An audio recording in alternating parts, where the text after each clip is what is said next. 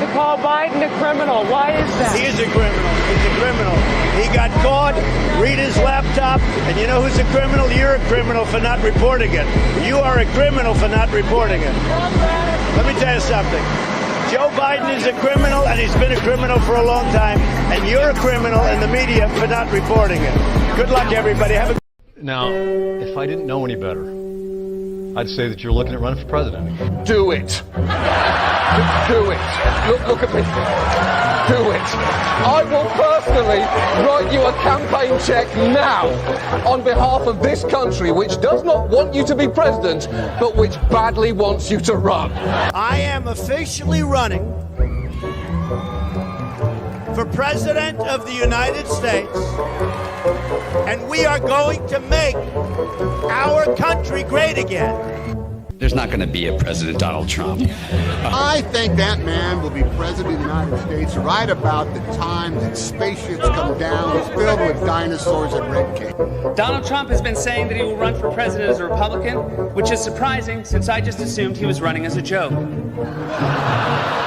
Donald Trump will not become president. I continue to believe Mr.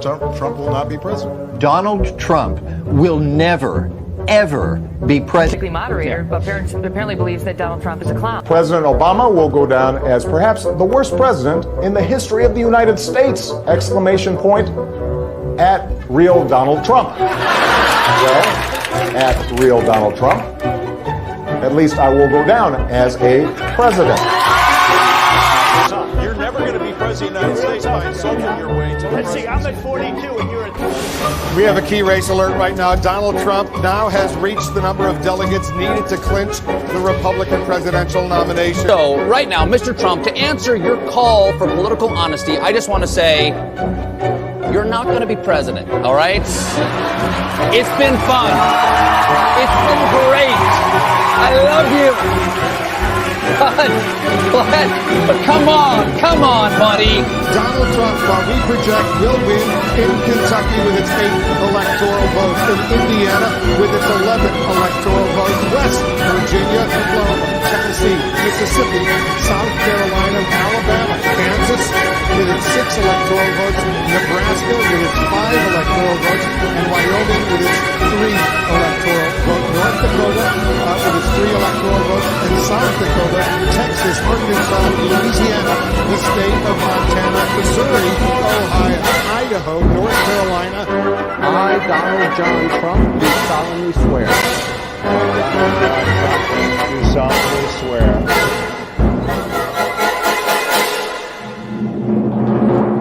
Together, we will make America great again.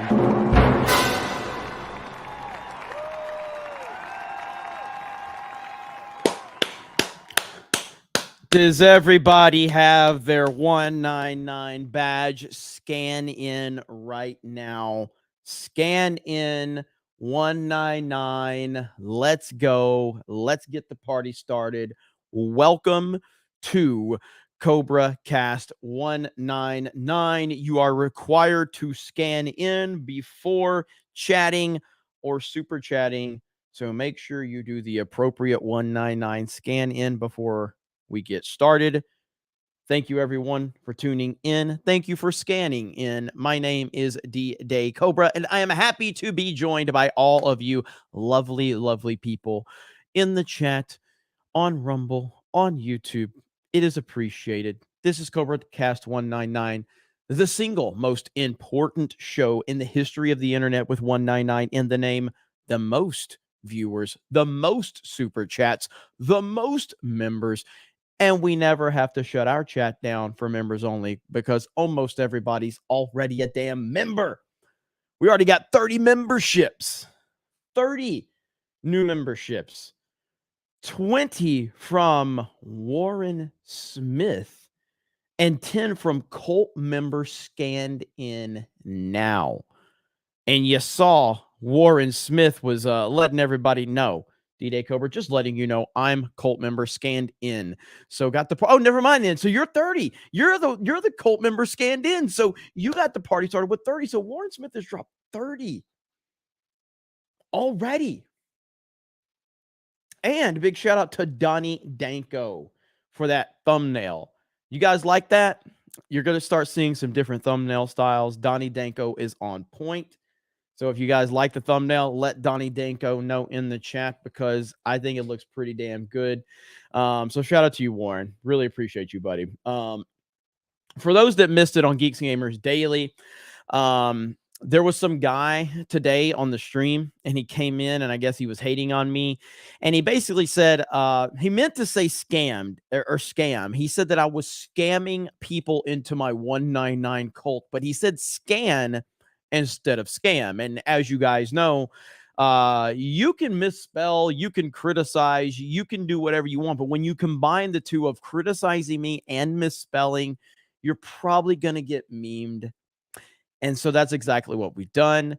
Donnie Danko is actually working on a Geeks and Gamers, scan like a barcode logo and everything. We're working on that. So we're going to take full advantage of this.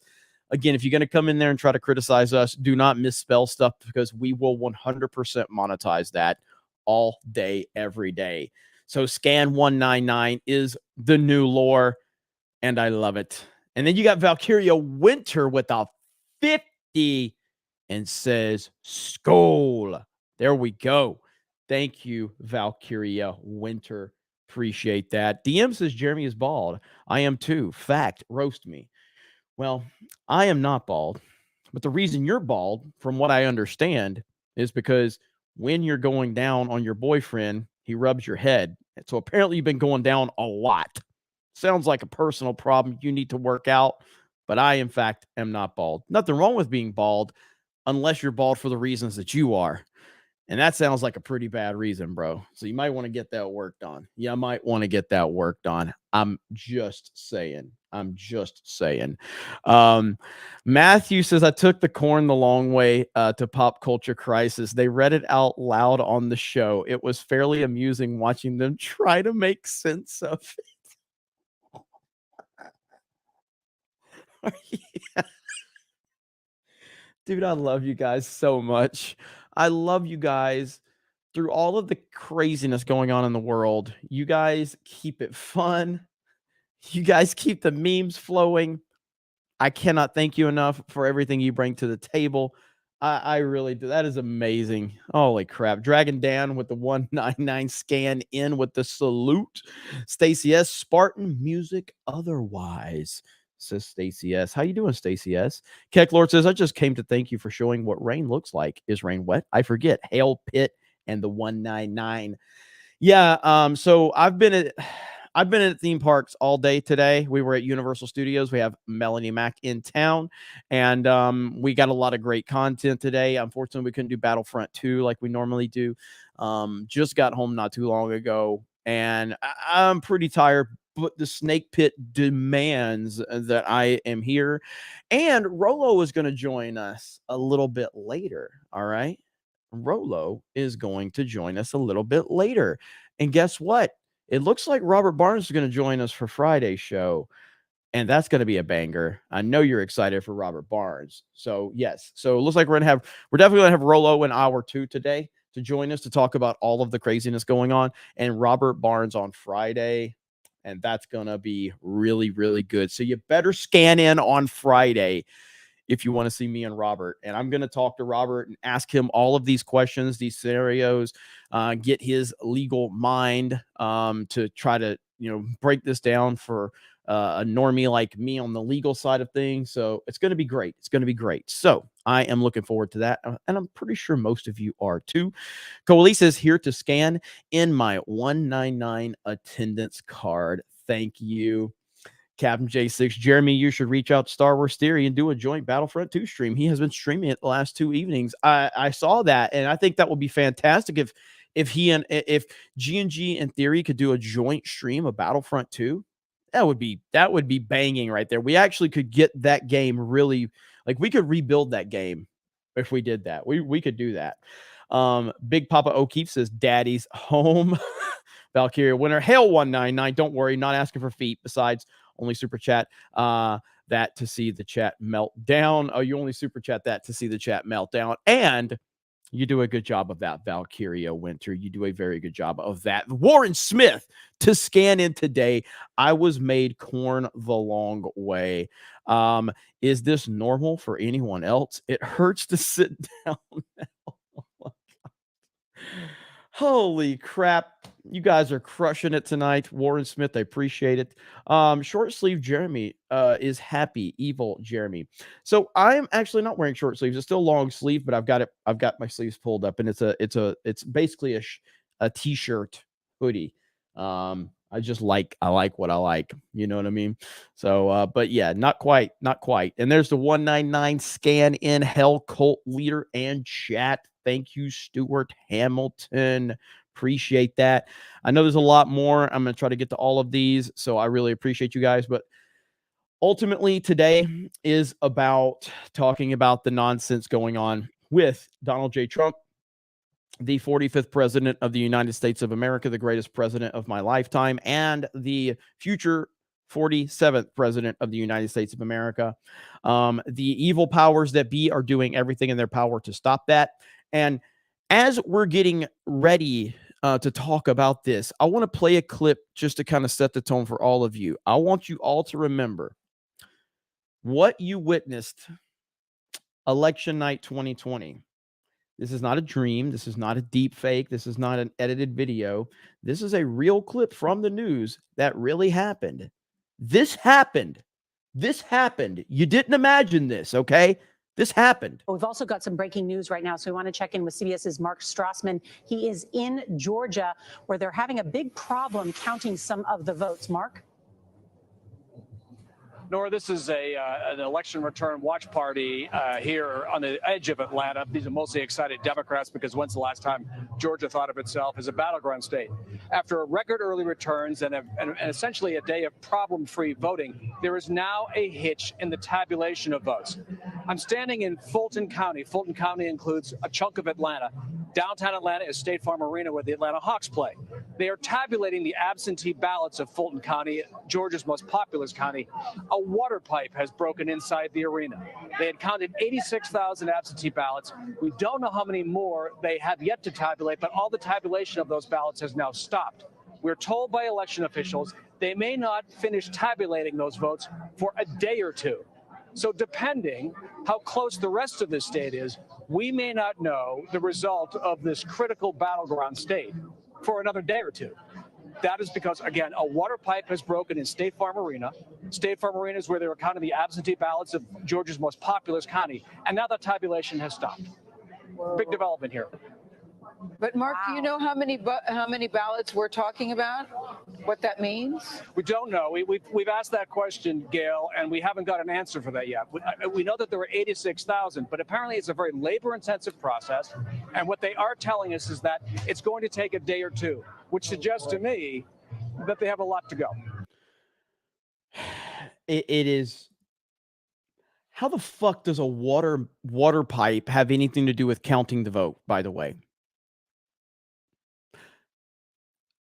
I'm sitting. Do you know what happens to me when? So the lifeline of me streaming to all of you is my internet. Okay, when my internet goes down, what is my job? My job is to try to continue the stream. So I have literally twice now, because I have dog shit internet here at G&G HQ. Unfortunately, the internet goes down. I then get in my truck and I drive until I can get a good, strong signal on my phone, like a 5G signal. And I continue the stream. But the government can't get votes counted. Election officials can't get votes counted because a water pipe broke. None of that makes sense. And the geniuses in the media, none of them think to ask, okay, well, what does a water pipe breaking have to do with counting votes? Just kind of curious about that. Like, what does that have to do with it? You know, what? And it's so stupid. It's so insane. You're supposed to be journalists.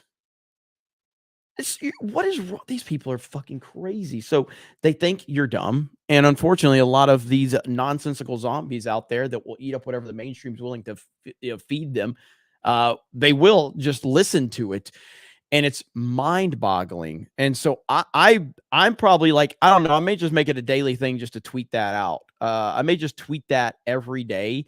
If you go back, I mean, I that's what I tweeted right here. Never forget, we all witnessed this happen. This video needs to be shared daily. Now, upon me sharing this, something happened that has happened a lot. Angry Joe responded, because he always responds. The crazy thing is, man, if Donald Trump had conceded like a normal fucking person when he lost, he would be crushing it in the polls right now and coasting to a surefire victory against Biden in 2024. He just couldn't help himself, brought down by his own bullshit hubris. So I responded. I'm like, Joe, not sure if you know this, Joe, but yeah, Trump's kind of dominating in the polls. Joe, he's kind of dominating in the polls, and he is. Post indictment poll, Trump surges to largest lead ever over DeSantis. You know, his number one rival, who he's absolutely annihilating. At this point in the process, Trump's support is higher, I believe, and fact check me on this, but I believe at this point in the process, Trump's numbers are higher than any Republican person or not Republican person on the Republican side at this point in the process. His lead is higher than anyone's in history. So, of course, Joe responded to this. And he says, yes, I know Trump is leading the polls. DeSantis anti-woke stuff isn't resonating with voters, which is why I'm saying Trump would be crushing even more, in my opinion, if he had conceded. He lost last time. I'm not trying to help. I'm trying to help your mega Trump love, not hinder it. Y'all got to donate to him. So I responded to that, and I simply said, I already donated. The next one will be in your name. And, of course, I ratioed him again. Because of course I did. And that's pretty badass from Meme TV. Well, that's pretty badass right there. Right here, somebody says, just realized Jeremy's over here destroying Angry Joe on Twitter while chilling at Universal Studios. That's a fact. That's what I was doing right there. That's what I was doing right there. But let's see. So right here, I saw Peking says, Jeremy is a Fox News ditto head. Well, first of all, thank you for being a member. You probably didn't necessarily pay for that, but we're going to pretend that you did. So yeah, you're a paying member of the channel. But even if you personally didn't pay, if someone gifted that to you, you are still benefiting this channel. You are benefiting my channel. You are putting money in my pocket. Okay, Pay King. So actually, you're paying me, so I'm the king. I don't really like watch Fox at all. I do pull up some of their news clips. I've got some of their news clips I'm going to pull up tonight, but I never even watched Tucker Carlson when he was a #1 show. I didn't start really watching Tucker until Tucker was off of Fox News, because I don't watch Fox News. The last time I actively watched Fox News was back during the George W. Bush presidency, before his second term. I used to watch Fox News all the time then. I used to watch Hannity and Combs. I used to watch the O'Reilly Factor. I watched when Glenn Beck was there. But after the George W. Bush disaster of a presidency, and I think George W. Bush is an awful president and a horrible human being, and the fact that Sean Hannity literally just licked his boot nonstop that entire time, it was such a mega turnoff to me. Such a mega turnoff. But thank you for thinking I'm a Fox News head. No, I just I pull up clips, whether it's CNN or MSNBC or whatever. But yeah, I haven't watched Fox in a long time. Jesse Waters is fine, but I mean, I don't know, man. Like, I met Jesse Waters. I actually was I got to do a Fox News tour years and years ago, and I think this was before the 2020 election. But I met Jesse Waters. I did not meet Tucker. Who else? I met fucking Neil Cavuto, which we've got a clip of Neil Cavuto we're going to pull up. And he tried to bait Vivek. Vivek annihilated him. Neil Cavuto is an anti-Trumper. He's a piece of trash. I can't stand him. And Fox just in general has fallen so far, especially after the Tucker thing, that you can't take them seriously. Yes, there's some clips we'll pull up and react to. But yeah, they're garbage. Let's see. Fox News is no different than CNN. They're not. I mean, they basically they're just like the flip side. They're just like a flip side of it. Is that Hayden Wayne in the chat earlier? Let's see. Hayden Wayne for 20 and missed the last CobraCast, but I'm here tonight. Also missed the scan meme creation, apparently. I'm sure I'll figure it out at some point. Hail the 199. Yes. Let me see. Rodimus Prime. What's up, Rodimus Prime? Did I freeze up? Did I freeze up? Let's see what Rodimus Prime had to say. He froze for a minute, though D-Day Cobra and I both have Spectrum. Did I freeze up for a minute? Looks like everybody's still scanning in, so we should be good. You're good, Jeremy? Okay, I'm good. All right, just want to make sure. You never know. Let me see. Fox News is a mirror universe CNN.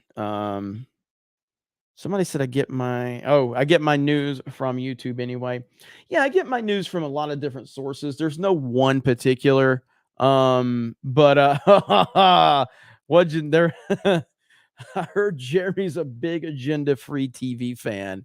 You know what's funny is I used to appreciate Steve Lookner for his non-political stuff. So Steve Lookner actually, when he covers a lot of different stuff, he's really he's ahead of the game in a lot of different news stuff, and he's pretty thorough until he went full like TDS. This dude was foaming at the mouth years ago over Trump. He was foaming at the mouth. And it's wild. It's wild how much TDS that dude has. But that was pretty funny, Nikki. How are you, Nikki? Hope you're doing well. And again, welcome into all of you. Hope you all are enjoying your time here. Let me see. And then Nikki just sent a super chat. What did she say? What did Nikki say? Let me find it.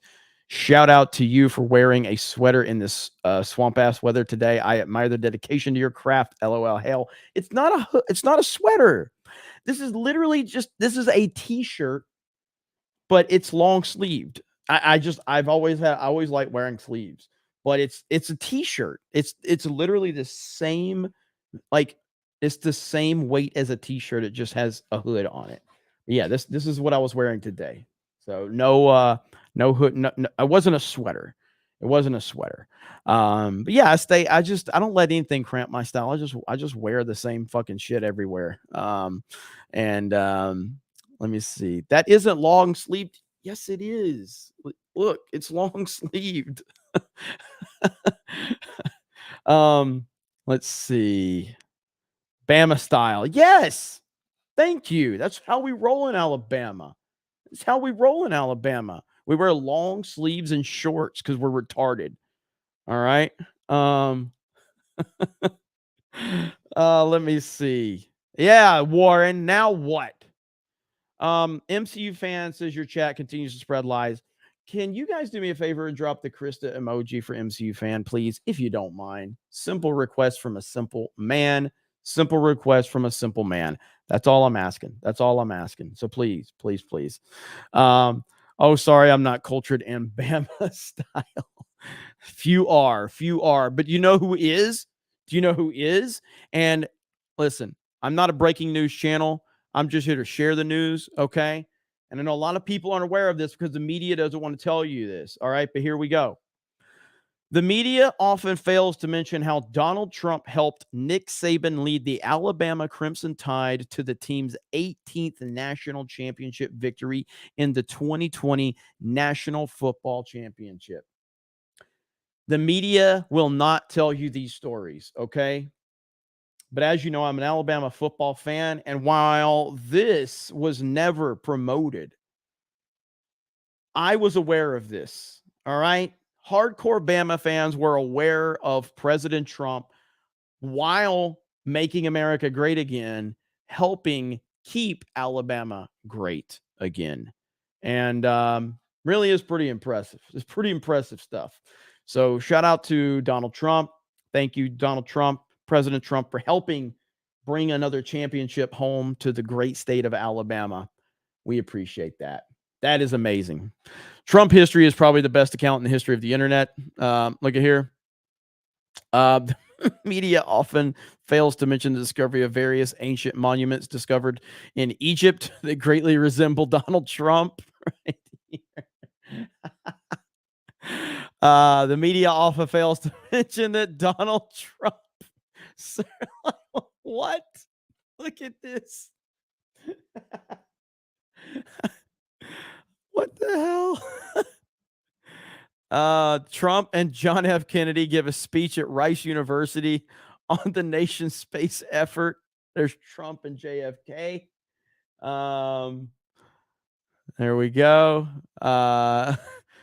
The media often fails to mention that ever since the women's soccer team lost its coach and mentor Donald Trump, the team has not been able to achieve the same level of success. So after Trump stepped away, they have been a failure. Let's see. What?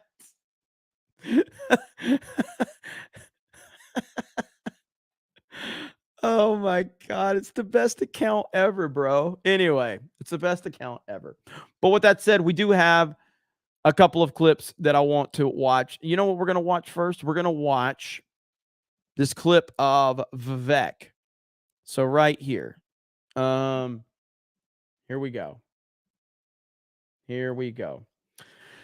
Watch Never Trump Neil Cavuto tries to bait Vivek Ramaswamy into flipping on Trump. Instead, Vivek delivers a masterclass on how to quickly turn the tables and dunk on a dishonest interview. Vivek just continues to crush it. Those Republicans will be on that debate stage is Vivek Ramaswamy. He is kind enough to join us right now. Vivek, good to have you back.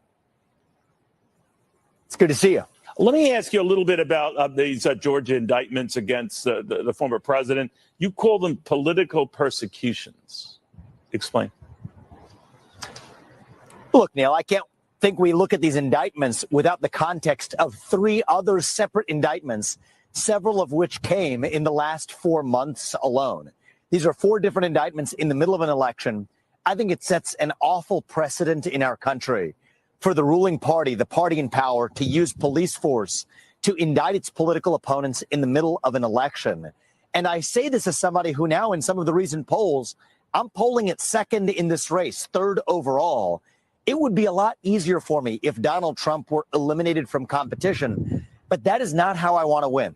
The way we win elections in this country, at least the way it should be, is that we convince the voters of this country of our vision and what we stand for. And that's why I've said that I would pardon, at least for the federal crimes, I would pardon Donald Trump to help move this nation forward. I am focused, for example, on your economic message. That's what we actually need to be talking more about, less about these politicized indictments that have distracted us from the fundamental issue. That's the fault of the Biden DOJ and a lot of the Democrat prosecutors across this country. Instead of explaining why Bidenomics is actually a farce, it is a failure with actual more job openings in this country than there are people looking for work. Price increases that are indeed permanent when wages have not gone up over the same period. That is how we're going to win this election in a landslide. That's what I want us talking about. But I will be unabashed about standing on the side of principle when I say, yes, these prosecutions are wrong. But I can understand. We got a bunch of DeSantis fans in the chat. Well, hello, DeSantis fans. How are you? How does it feel to know your boy's getting annihilated, even though Trump's under his 4th indictment? And DeSantis still can't even make any legitimate run. In fact, he's losing in some places to Vivek. He's lost his 2nd place running to Vivek. How's that one feeling for you? How's that one feel? How's that working out for you? Keep trashing Trump supporters. See how that works out for you. And but there are 91 criminal charges in all, Vivek, as you're aware. over 4 criminal cases. They can't all be politicized, can they? I mean, there's something that the former president must have done in any one of these that struck you as wrong, if not illegal. So we're just going to assume he's guilty because why? Why exactly is that, Neil Cavuto? We're just going to assume, you know? Dan says pronounce Vivek's name correctly. I fucking say it however the fuck I want to say it. It's a goddamn weird fucking name. So no, I'll say it. If I'm fucking saying it wrong, I'm going to keep saying it wrong. If that's a fucking problem, then don't fucking watch. It's got a weird fucking name. Vivek. Illegal. I think, Neil, just because the government has brought a case, if we're going to be a culture that now starts to say there must be something wrong, if the government has charged 91 counts, I think that's a people of sheep. And when the people behave like sheep, that breeds a government of wolves. Well, you don't think that's there's the reality. anything, And so, no, I in am this skeptical. case, Vivek? You don't think there's anything in this case that shows or even strongly hints of the former president trying to reverse that Georgia contest? Neil, you know, I've had this conversation before. There's a difference between a bad judgment and an illegal act. And I view this indictment in the context of, as you put it, 3 other independent indictments. The first one beginning in New York for a novel election and campaign contribution theory, to one that has a novel theory of interpreting the Presidential Records Act, to a novel theory of attorney-client relationships. When you have a series of novel legal theories that are used to indict a prior U.S. president and a sitting candidate in the middle of an election, I just don't think that's good for the country. I'm in this to lead our nation forward, not to be a political commentator or legal analyst on a series of legal cases. But what I will say as a candidate in this race is that I do not think it is good for our country to set this precedent. No, and it's not good for this country in any way, shape, or form. When did Jeremy hate DeSantis? I started hating DeSantis when he stabbed Donald J. Trump in the back. And then he just continued to show what a coward he is. And it's really just exposed him. Vivek has basically become what we thought DeSantis would be. We thought DeSantis would be who Vivek has turned out to be. And again, I don't even know how I'm saying Vivek's name wrong anyway. I have no idea. But one thing about me, I don't do prep. I talk about what I follow. I talk about what I'm into. I very rarely do any prep for any of my shows because I naturally just follow this shit. I follow video game news. I follow movie news. I follow YouTube drama. I follow politics, and I follow sports. I don't spend hours and hours like structuring out what I'm going to talk about. I turn the camera on and I have a raw, unfiltered discussion with people that is not rehearsed. I don't have lines in front of me, and I don't check to see if I'm saying shit right because I'm just a normal fucking person. The mainstream media does all that double checking bullshit so they can sound smarter than they really are. I'm just a regular ass guy. Focus is on reuniting this country, on leading us forward, Vivek, and that's going to make my job more difficult. I understand. But when you have the Republican governor of Georgia, who has said this report is irrefutable and that this was an attempt at voter fraud that was scorching. And you have others who've taken... Yes, I don't even preheat the oven. I just go in raw. No preheating the oven. Similar views, including the Secretary of State, they're a Republican, who said that Donald Trump went too far. Wouldn't you put your trust, or at least your instincts, in those guys, Republicans, who said that this has been well examined, aggressively examined, and there was nothing to it? Neil, I have one question in my mind. I'm running to be our next president. I ask, what is in the interest of this nation? Thank you. Do I believe that these prosecutors or these elected officials or these federal prosecutors are advancing the interests of this nation when they're bringing this unprecedented indictment, not one time, but now 4 times over? No, I think our country is worse off because of this politicization. Would I have made different decisions than Donald Trump did? Absolutely, I would have. I will remind you that I'm running for U.S. president in the same race that he is. Sure. But I think it is so important. This conversation. Neil Cavuto's he's not even listening to him anymore. Look at the face. Look how mad Cavuto is because he won't throw Trump under the bus. He's so mad right now. You're here to have a conversation with a presidential candidate who in some polls is running third and others he's running second. Now it's a distant third and it's a distant second, but he's still second and third. And all you want to do is get him to say something bad about Donald Trump. That's all Cavuto was trying to do. All you want him to do is say something bad about Trump. These guys aren't even reporters. They're activists. Their TDS has broken them. That I'm running for U.S. president in the same race that he is. Sure. But I think it is so important. This conversation that you and I are having are evidence enough of why this is a bad idea, because we're not talking about how we improve an economy. We're not talking about how we ought to revive our national identity. This is a big deal. And that's I understand what this election really should be about. but this is a big deal. We can't sort of minimize it or slough it aside because it looks and like that's exactly why I'm. So let me ask you, when you talk about wanting to pardon Donald Trump for this, why? What would be good about that if you became president of the United States to pardon him?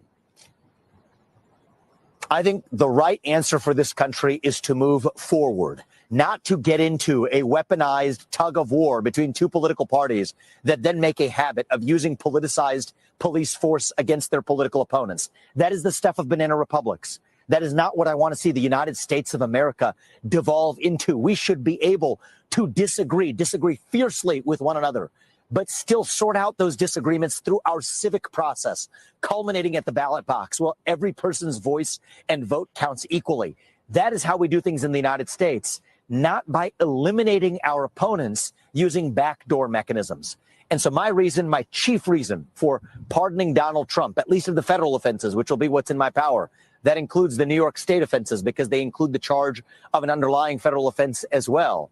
It will be to move this nation forward, because my motivation in being U.S. president, Neil, is that I don't want to lead us to a national divorce. We're skating on thin ice as a country right now. That is a fact.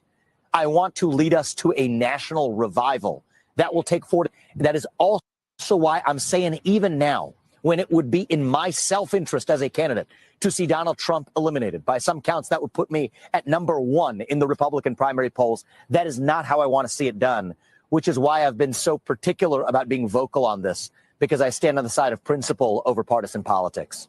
All right. You also spoke recently about the idea of seeking out Donald Trump as someone you would use as an advisor. What did you mean by that?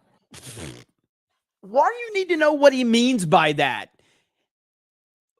He means he would use him as a fucking advisor. How is that even a question, Neil Cavuto? Who, when I met you, you could barely even fucking walk anyway, you fucking weirdo. Like, how is that? Oh, you need to know what an advisor is now? What did you mean by that? It's almost like he's offended by it. Look how sarcastically he asked. Side of principle over partisan politics.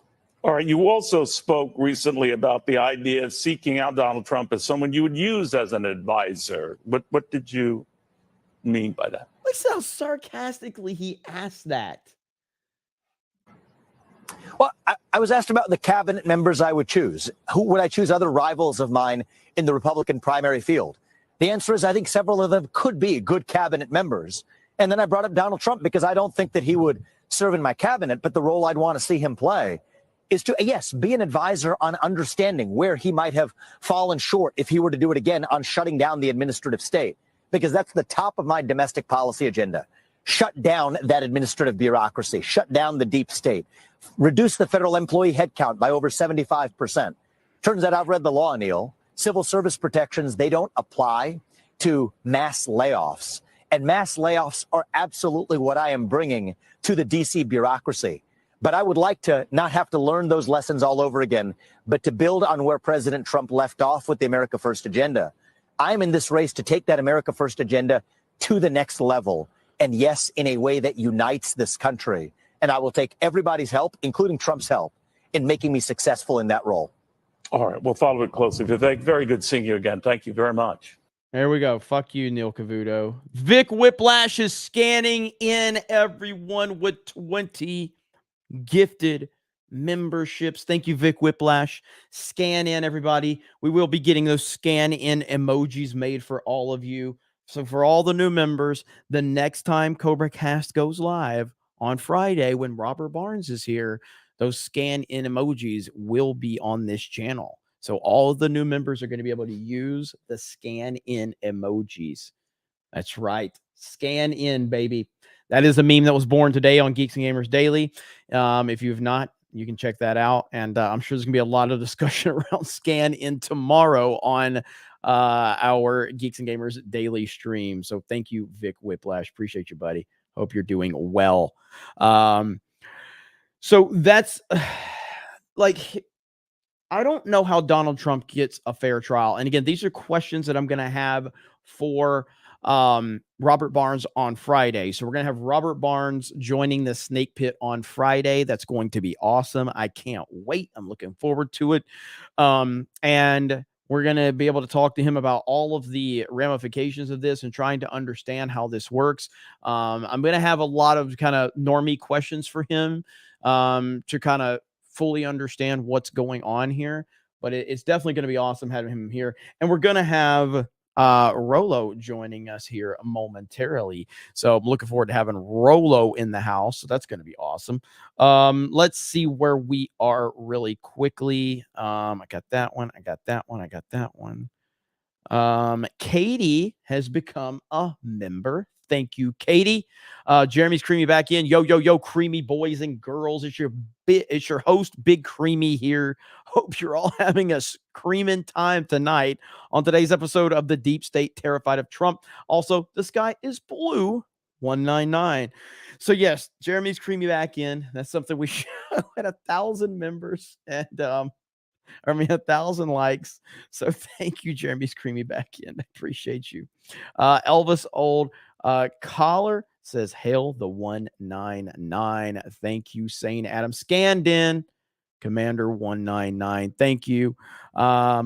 Vigil Anti up says, I got the boop with the scan in. Look at that, man. You guys are all on this scan in thing. I love it. It's so freaking good. Hayden, with the way Vivek talks, it's almost like he's running don't look at Trump, I'll shut you down interference, like he's pushing, saying Trump could have an advisor spot when maybe that's his goal. Vivek is a very smart guy. There's no doubt about that, okay? There's no doubt about it. Vivek's a smart dude, a very, very smart dude. And I still don't know if I fully trust him. Someone brought this up. I can't remember who brought this up. Someone brought this up. What was it? Maybe a week ago, and they basically said he's got an Obama vibe to him in terms of how Obama came out of nowhere and he was super energetic and he was super well spoken and he just kind of took the political world by storm. And that's a good comparison if you want to just look at it from that perspective. Obviously, I don't think Vivek is an Obama per se, but it does feel a lot like it. It does feel a lot like that, how he came out of nowhere. No one knew who he was not long ago. And now he's saying all the right things. He's super sharp, but to me, he's almost too polished. I like flawed people, and everybody is flawed. And so the more someone doesn't appear to be flawed, the more that I really question that. And that's just how I'm built. It doesn't necessarily mean that someone is not a good person when they don't show very many flaws, but he is just so polished. And this is why we love Trump, his authenticity. He just talks like a normal person. I know words. I have the best words. But there's no better word than stupid. Of course we love a guy like that. Well, her cat was named Vagina. Who doesn't love that? No, get those lights off. Off. Turn them off. They're too bright. Turn them off. Let's go. Ready? Turn off the lights. Turn off the lights. Turn off the lights. Yeah, how can you not love that guy, man? He's just so authentic, man. And it's the best. He's the best. And that's why people really do connect with him. Sarah for 50. I love sewing things for functionality purposes. A short-sleeved hoodie is almost oxymoronic, Jeremy. It's gay. What size hoodie shirt do you wear so I can cool you up? Hail the 199 Trump for life. The snake pit is truly amazing. I wear a large, Sarah. So thank you. I appreciate that. Thank you for the 50 and to criticize while also giving respect. That's how it's done right there. That's what the snake pit's all about. You say, hey, I like you, but that's gay. And then you continue talking to them. That's how normal people interact. That's how a normal world operates. Normal people speak their minds. They don't tiptoe around shit. And I love that. That is freaking awesome. Warren, my favorite movie with River Phoenix is Scanned by Me. My favorite David Cronenberg movie is Scanners. Oh boy, here we go. The scan memes are just going to continue. It's awesome. I knew what you meant. Goals to be in Trump's advisors. I mean, I knew what you mean, Hayden. My bad. I should have clarified that, but I totally knew what you meant. Yeah, I mean, I think that he would be great in the cabinet. I don't want him as VP. Never wanted him as VP, and my choice right now, as it stands, is still Carrie Lake. That's the next. If you look at the structure right now, my choices for VP, Carrie Lake, and then probably Byron Donalds right now. Those are kind of the two that I'm looking at right now. Outside of that, I don't have anyone that's kind of out there for me on that level, and I'm not sure if he's considering Carrie Lake or not. But the reason I picked Carrie Lake is because she has shown nothing but support for him. She is steadfast. She will not waver her support for Trump in any way, shape, or form. She stands by him. She stands with him. It doesn't matter how much they try. And that's why I would rather have her than anybody, because he needs someone that's actually going to have his back in any way, shape, or form. And that's who Carrie Lake is. And what's Trump's biggest flaw is the people he surrounded himself with in his cabinet. It was bad. And you can come up with reasons why that was bad. And some of those reasons are legitimate. But the bottom line is they were bad. There were bad people around him. He did a bad job of putting people around him in what should be very trusted positions. Forget the excuses. These are just the facts. You know what I mean? So anyway, let's see. Where are we at? Trying to find. There was another video that we were going to look at. Yeah. So I have not heard this clip yet. I just saw this clip and I figured this was a good thing to react to, because is this another politician running their mouth, or is there actually something going to come of this? And we're going to watch this here in just a minute. But these politicians just continue to I can't take them seriously at all. Hey, Jeremy, I saw an old clip on Deep Hug. Doug TeNapel in exile. Is that what you meant by that? Doug in exile, probably Doug TeNapel in exile, showing a young Geraldo Rivera getting bitch slapped for telling a pro wrestler that it was fake. I spit out my coffee.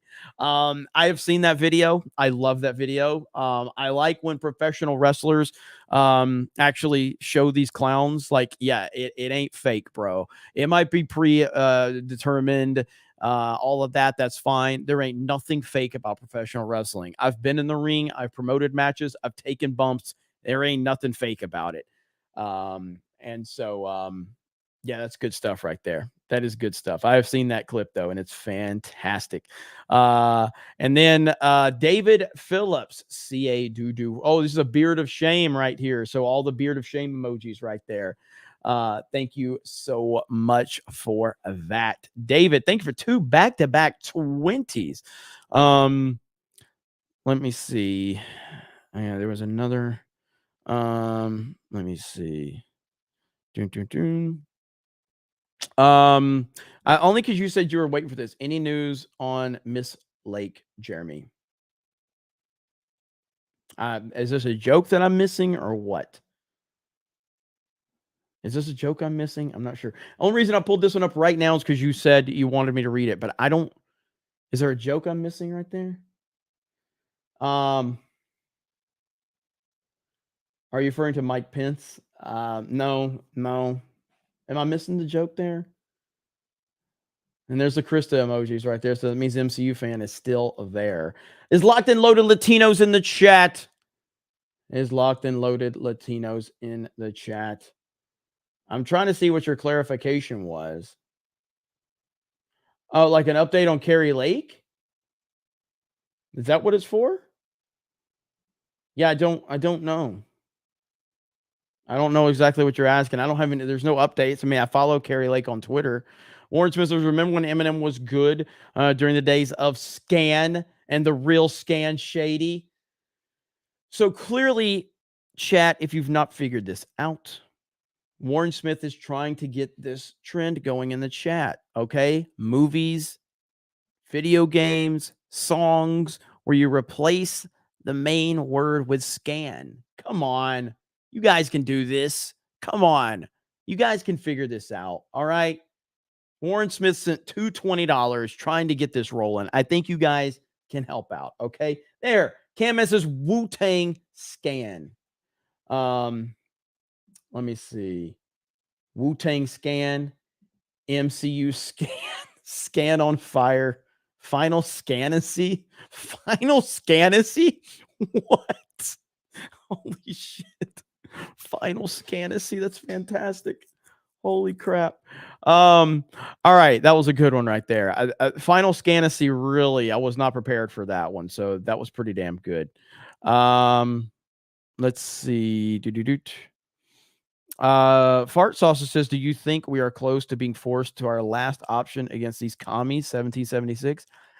I'm honestly, and I think this is a conversation that's going to be cool when we get Rolo in here to talk about like what the next step can look like if they do take Trump down. What happens at that point?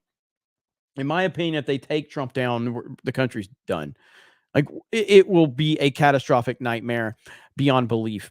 And I don't know if enough people have really worked this out in their head.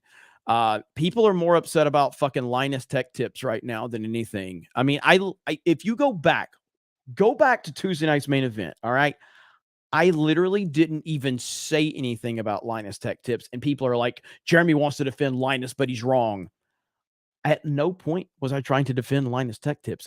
I don't care for Linus Tech Tips. I don't watch Linus Tech Tips. I don't know anything about him other than the fact that he was sensitive to gay jokes in media, which I think is super gay. So I'm not a fan of Linus Tech Tips. I was simply just saying it doesn't matter who you are. People are going to go after you on YouTube. Doesn't matter if you're a channel as big and established as Linus Tech Tips. There's always going to be people going after you. And people in the comments were like, Jeremy, you're wrong. Wrong about what? I didn't say anything. And who gives a fuck? I don't give a shit about Linus Tech Tips. I care about what's happening to this country. That's what I am worried about right now. I don't know anything about Linus Tech Tips other than he gets offended over gay jokes, which is super gay. It's really gay. That's a big problem. Scanning and 199. You have been on it with the meme grift. Scan my 199 card. Hell yes. I love the chat has taken over now. Scanned into the 199. Cult leader Jeremy, sir. Absolutely. Let me see. I've got to do one. I got to send this out to Rolo, and we'll get Rolo in here momentarily. And I think we're going to have a really good discussion about what the future of this whole situation can be. Rolo is obviously really connected to the 2A industry, knows his shit, and it's going to be good to get his take on all of this. And we're also going to listen to Kevin McCarthy. As painful as it may be, I want to hear what Kevin McCarthy has to say, because I think that it's probably bullshit for the most part what Kevin McCarthy is going to have to say. Again, another person that Trump backed. And look, man, I'll have this question for Robert Barnes, okay, when he gets here. and maybe somebody in the chat can tell me this too, but like, I'm curious, like with all of these indictments, can this ultimately go to the Supreme Court, or is this just not something that they would get involved in? Can this go to the Supreme Court? Can they override all of this? I don't know the answers to these questions. Robert obviously will be able to answer that more in detail. Maybe Rolo knows the answer to that. Maybe the people in the chat can hear. So a lot of people are saying yes, it can. So all four of them can all go to the Supreme Court. And I see a lot of people saying yes, but it won't though. And the question is, so how does that process happen? How can it go to the Supreme Court? How does that process, does that mean Trump's attorneys have to get involved? Does the Supreme Court, do they have the authority to get involved without being asked to get involved? I don't know that. I don't know. I don't understand how that process works. Yes, they scan. Yes, they scan. That's pretty damn good. Yes, the Supreme Court can, and yes and no. There's a lot of different answers. There's a lot of different answers. The chat's moving 1,000,000 miles an hour. So, let me see. All right. There we go. All right. So I scan with Trump, says Gung Ho Mac. Trump should claim political asylum in Texas. Would Texas have his back?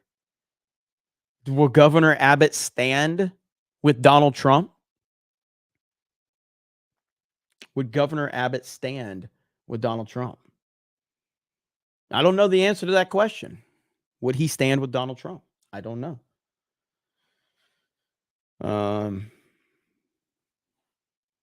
You know?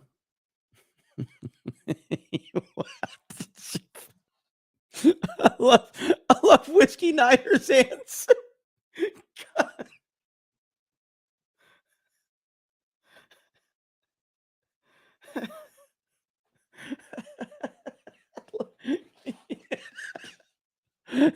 I love how direct this answer is. He's like, Greg Abbott has no legs.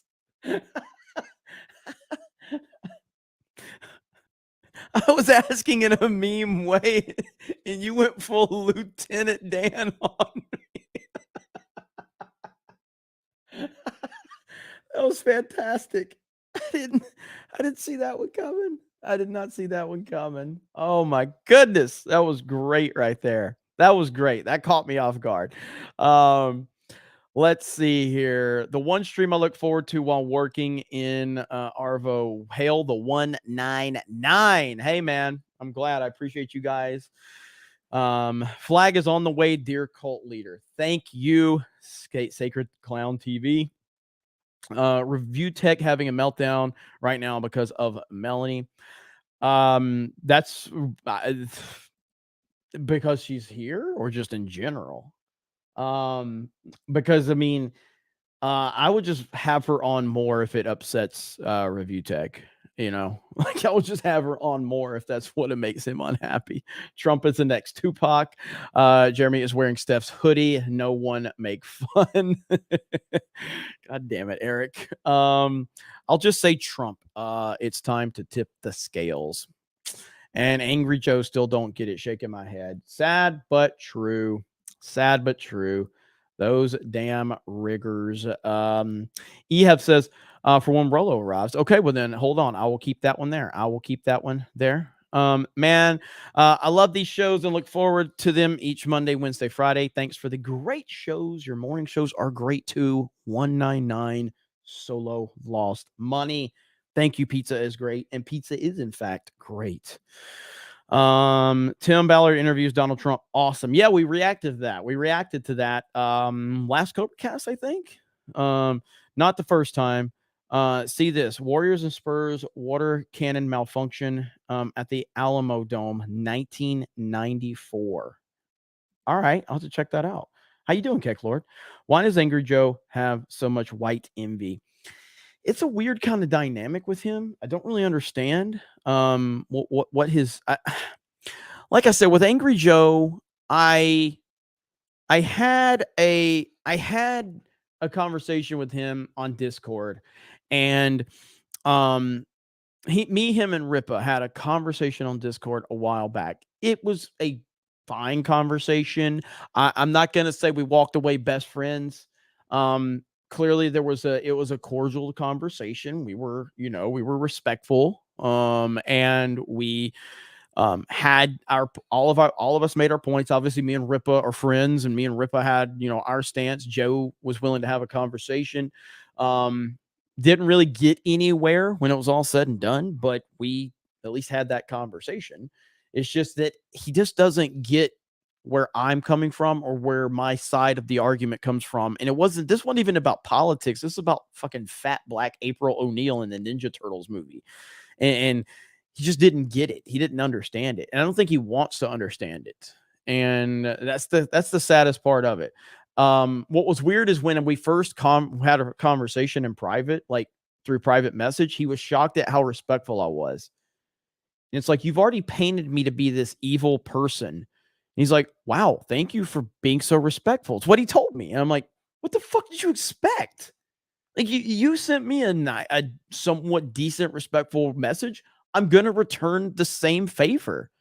Like, that's all I am. I'm an asshole to me if you're an asshole to me. If you're an asshole to me, I'm going to be a bigger asshole. If you're nice to me, I'm going to be just as nice, if not even nicer.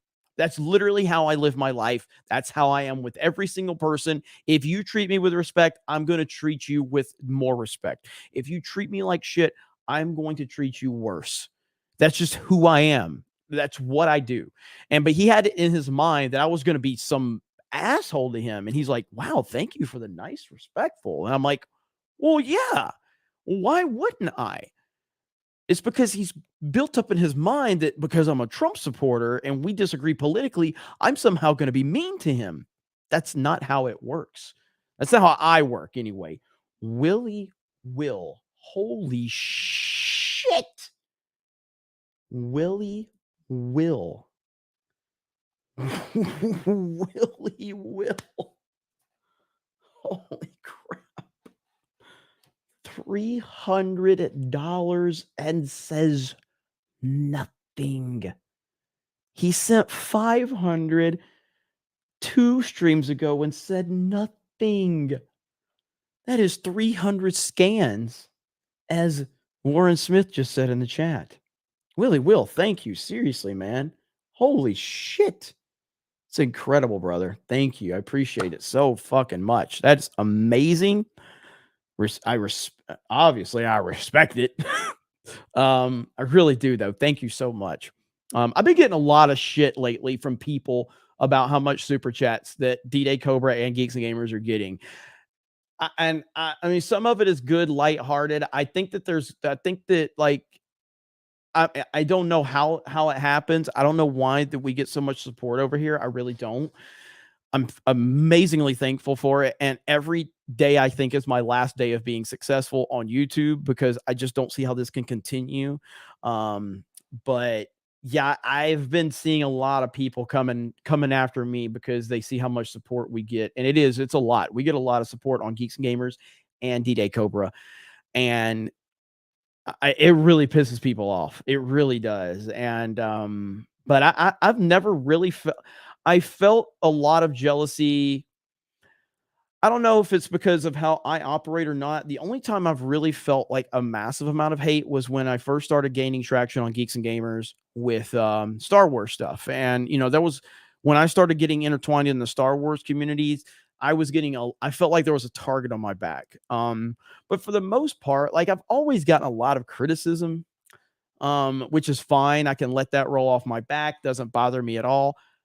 Recently, with how in the last several months, the super chats for D-Day Cobra and Geeks Gamers have hit like insane levels. And we are currently both of those channels in the top 20 in the country consistently in super chats. And it has, man, people are coming after me for it. They do not like it.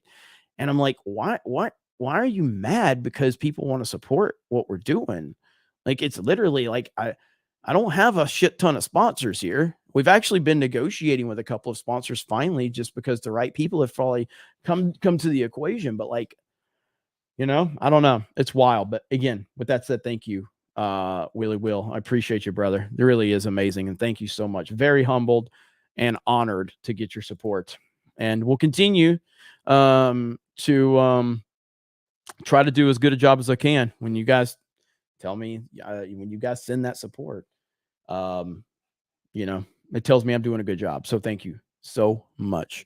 Rolo, never mind. All right, ladies and gentlemen, he is the man, the myth, the legend, Rolo, the Puerto Rican pistolero, is in the house. And for those of you that watch Geeks and Gamers, you know how he gets his intros. We are also praying for the people of Puerto Rico. We love Puerto Rico. Puerto Rico. And we also love Puerto Rico. What's up, buddy? How are you? That never gets old. I always love how Melania is like looking like a hawk for like the first half. She's like totally sus, like she's the Secret Service. It's hilarious. It's really good. How you doing, brother? I'm doing good, man. Thanks for having me on. What's up, course, chat? Of course, yes. The chat. Really happy. Willie Will is welcoming you in. The man just dropped a $300 super chat. He says, "Hey, Rolo." That's what's up, man. That's what's up. So that scan ain't cheap. That scan ain't cheap. It ain't cheap. It ain't cheap. But obviously, you've been watching the show, and me and you were talking a little bit earlier too. We always kind of talk about this stuff. But how do you feel about everything going on right now? How do you feel about everything going on?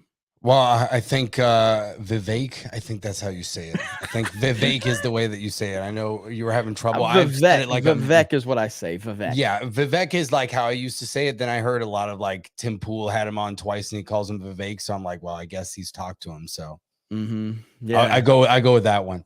Yeah. But anyway, I think he did a good job with Cavuto. And I think that's the sentiment of a lot of people that at this point, doesn't matter how many charges you throw on Trump. We've seen corruption already from Hillary Clinton, from Biden, obviously, recently.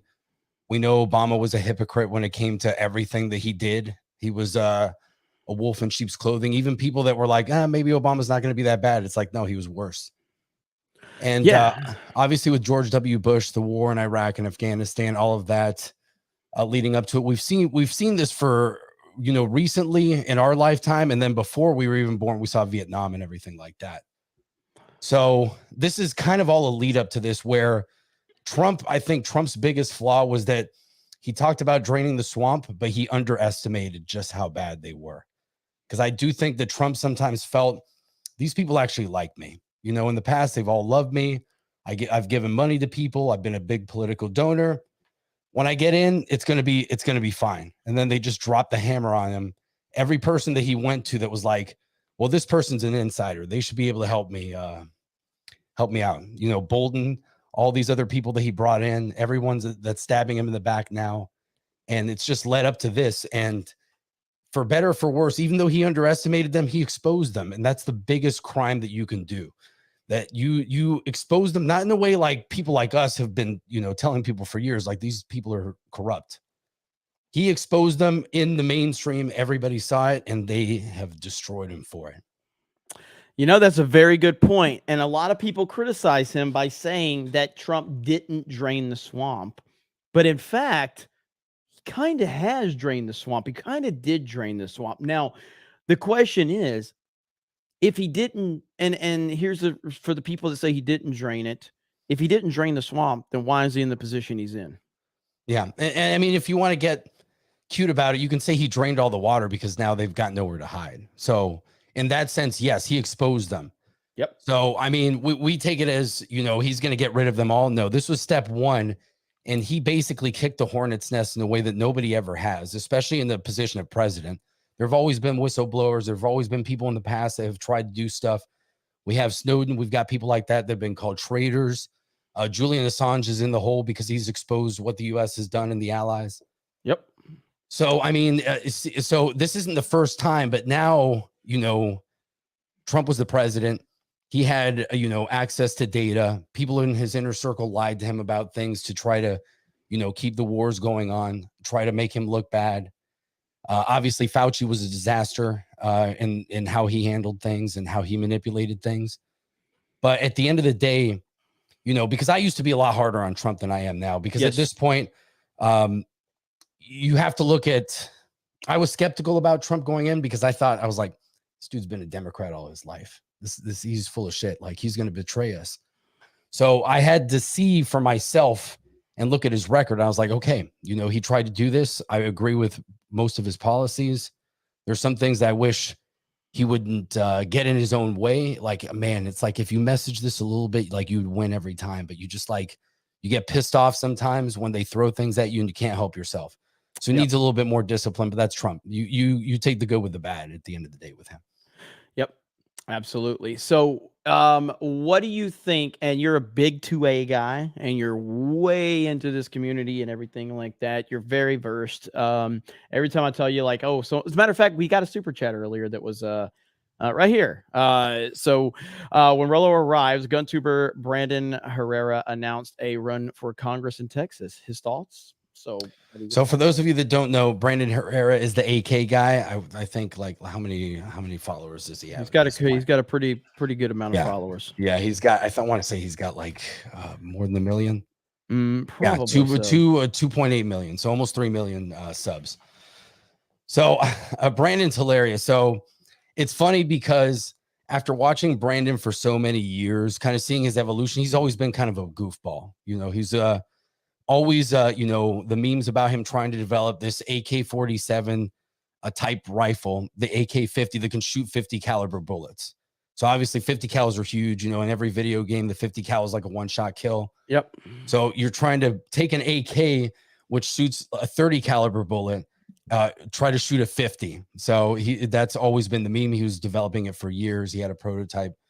So to see this guy who's been joking around with Demolition Ranch, all these other big gun tubers, and honestly, when I've met him before too, at SHOT Show in 2020, just before the pandemic, Joe, my wife, and I were there, and I was like, look, it's Brandon Herrera. We just kept running into him, and it was pretty funny.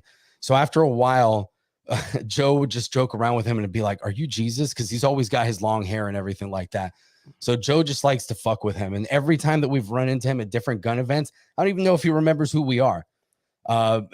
We just fuck around with him, and it's just funny and really awesome to see him go from kind of this guy who's a goofball having fun on YouTube, making guns and educating people through memes, you know, basically put the rubber where it meets the road and actually try to do something about it. And that's pretty awesome, because a lot of times we talk shit and, you know, sometimes we don't do anything about it, whether it's, you know, not doing this, you know, giving commentary, being afraid of putting yourself out there, wanting to make a difference. And maybe that's one of the flaws of people that are libertarian or conservative. Sometimes we're so independent minded, we dislike the government so much that we live in whether we like it or not, we live in a country that has a government. It's a republic. That's the way it is. So if we don't participate in it, we're ultimately going to fail, because the left loves government control. So they're always going to try to pursue government control. They're always going to try to take away your rights. And sometimes as a conservative or libertarian, you kind of have to make a sacrifice and take one for the team and be like, I got to get involved in the school board. I've got to go out there and speak, you know, in front of politicians, things like that. Or I have to run for office or mayor or whatever it is. So at the end of the day, if we don't participate, they're just going to take it all away. Like, there's only so many mountains that we can go and like hide off in the mountains and hunt for our own meat and be self-sufficient. If all of us do it, there's not going to be any room. Like, we're all going to be out there, and it's going to be like, well, why are we out here when we could have been there? Yep. You know, making a difference. Well, so you can't run away from it. Well said, sir. I got a highlight comment from somebody. So for those of you that watched the last CobraCast, had a misunderstanding with someone. This account right here, Google sucks. So Google sucks. Basically, we had a miscommunication. Google Sucks reached out to me. I've actually met Google Sucks in person. So shout out to you. Obviously, I'm not going to say any more information about that, but we did meet years ago. I remembered that meeting when I was reminded of it, and we got it all put behind us. So you are the man. I appreciate it, man. And I'm glad we got everything cleared up. And that's what men do. Men have disagreements, misunderstandings, and they talk, and shit gets squashed. You know? Well, that's why I was telling, because Joe and I talk about this all the time. We like to talk about the differences between men and women.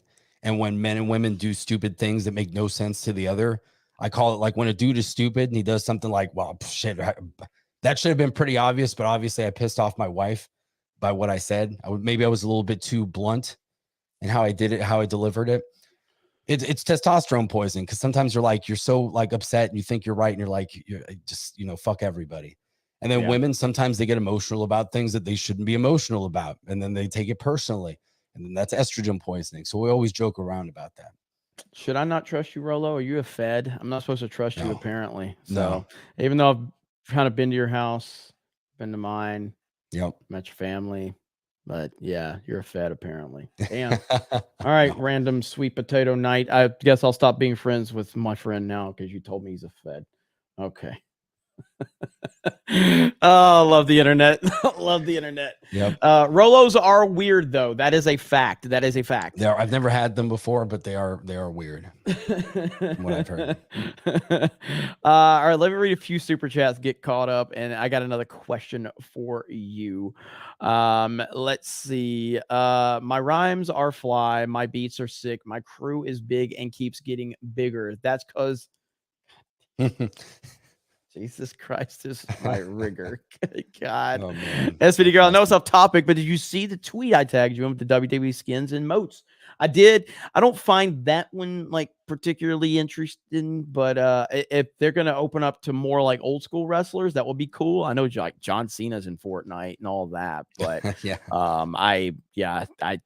if I get like a Stone Cold or Ric Flair or something like that, that would be cool. That would be awesome. Ruthie says, Jeremy, the reason you get a lot of super chats is because of who you are. You're real and honest, and you're humble. It's rare to see that. Ruthie has been following me. Ruthie's like the first person that actually became my fan once YouTube started taking off. Now, there's people like Thomas Gilkey that knew of me even before YouTube was taking off. But like, as soon as YouTube took off, like even got like, I don't know, 1,000, 2,000. I don't know. Ruthie, you can remind me how many, subscribers I had when you found me. But like from the beginning, Ruthie has just always supported what we're doing. And so I appreciate you, Ruthie. And it's been years at this point. Ruthie's been supporting, and she's great. Jeremy is a scan. Thank you, Celluloid Dream. Appreciate that. Sarah says, I love Carrie Lake, but women are too emotional to be in leadership positions. I think Vivek could convince Trump to cut more government than he's considered. Repeal the 19th Trump 2024. I don't disagree, but They can be, but she'd be vice. She'd be vice. Yeah. Like, that's not bad to have a different perspective there. And I think Carrie Lake has proven herself competent. And let's be real, the vice president is not a leadership position. It's meant to back up the president's agenda. That's essentially what the VP is supposed to do. And so we've seen it, man. We've seen it. Jay says I've been replaced by Rolo. But like we've seen it. Oh yeah, Willie Wilson a 300 right before he got here, Jay. And you said that Willie Wilson at the 500 because of you, but he sent a 300 right before Rolo got here. So what do you think about that one, Jay? Jay's higher on the totem pole so far, so I mean I respect it. I'll take the 300. I heard that. So with the Carrie Lake situation, while I don't disagree with what you're saying, Sarah, we've seen Trump with basically a straight white male, if you want to call Mike Pence that. We've seen him with that, and it didn't go very well. It didn't go very well at all. And so it is what it is. We can only learn from where we've been, and where we've been is we've seen the opposite side. Carrie Lake, I don't want Carrie Lake because she's a woman. I want her because she has been a trusted ally of Donald Trump from as long as I can remember, and she has not wavered. And then there were people that saying like, oh, you're not going to win Arizona if you have Trump support. She's like, I am a Trump supporter. End of discussion. She hasn't wavered at all.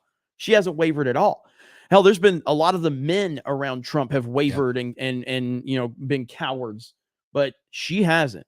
So she is tested and she is true. And that's who I want as his VP until, until someone else, I guess, pops up. But silence of the scans. So now we're there. Geeks and gamers are the InfoWars of gaming and movies. A lot of people have said that in a negative connotation, and I'm like, that's not a negative connotation. I know you're not saying that. I'm just saying that a lot of people have used that as a negative, like, oh, Jeremy, you're the Alex Jones of the Geek World. I'm like, thanks. Kidding me? It's a hell of a compliment. And let's see. I totally agree on the loyalty factor with Carrie, but we need her in Arizona to clean up the swamp that is Maricopa County. That's a good reason to keep her. 100%.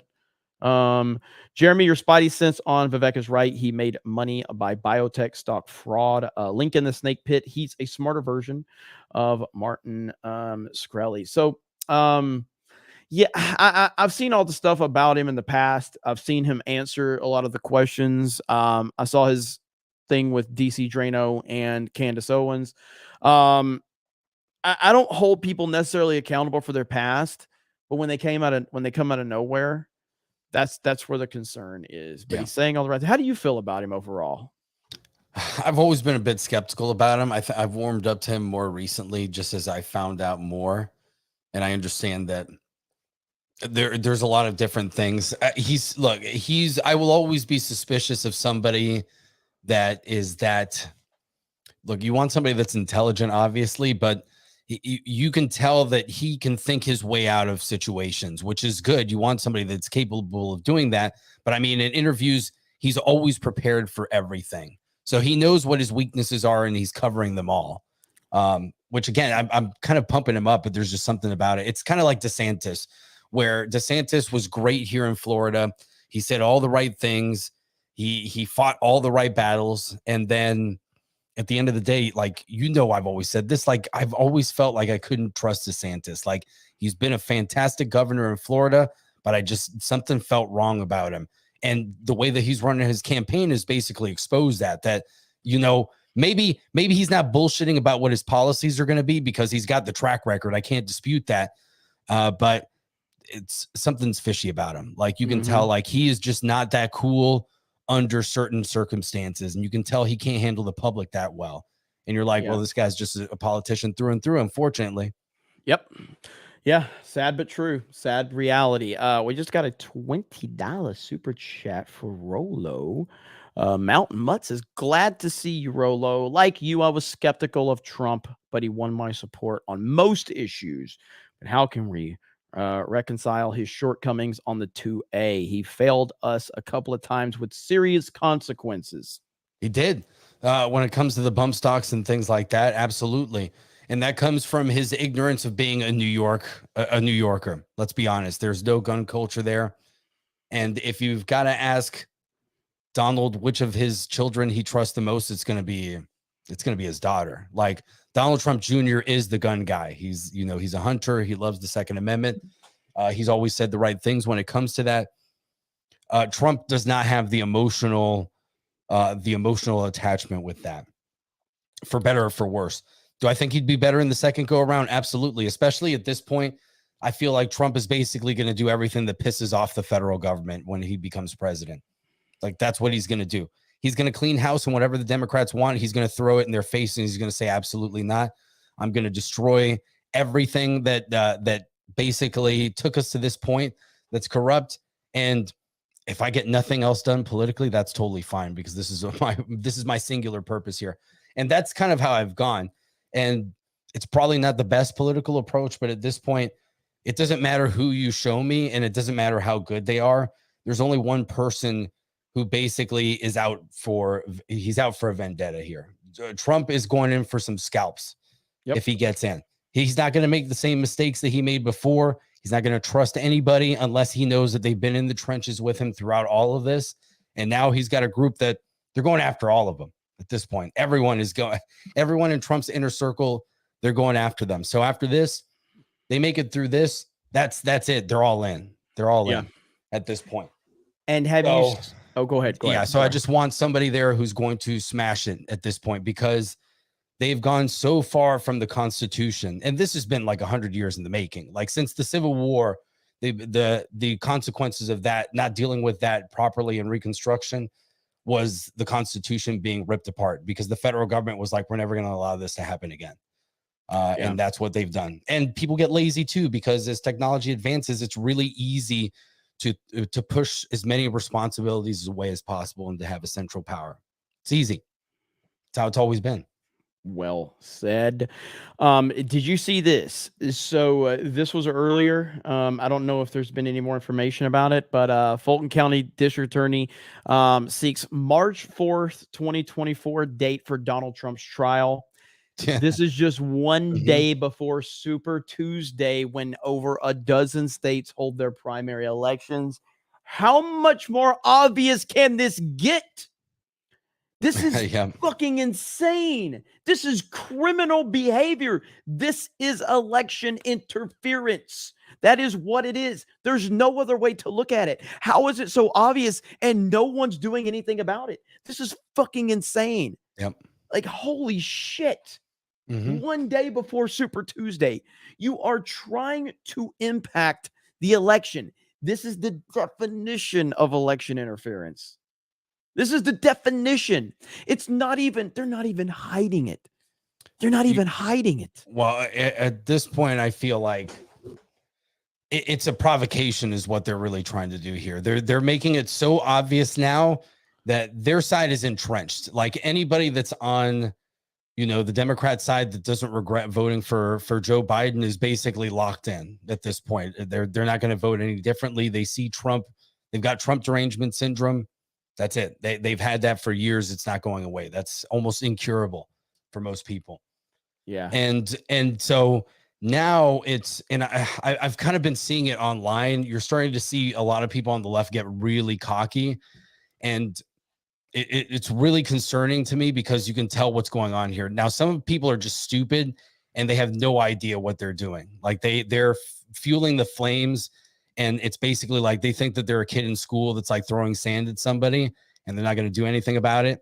And eventually it's going to get to the point where they want some sort of reaction. You know, they talk about, well, you guys have the Second Amendment, but you guys actually don't do anything about it.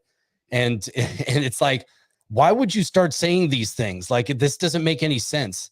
And I think that they're trying to instill fear. So the government's purpose in all of this is obviously that they want people to fear. If they can go for Trump, then that's it. Everybody's done. Like, if the former president can be taken down, then all of you peons that are the middle class or lower classes, like, you guys are done. Like, even the rich, you guys are totally done.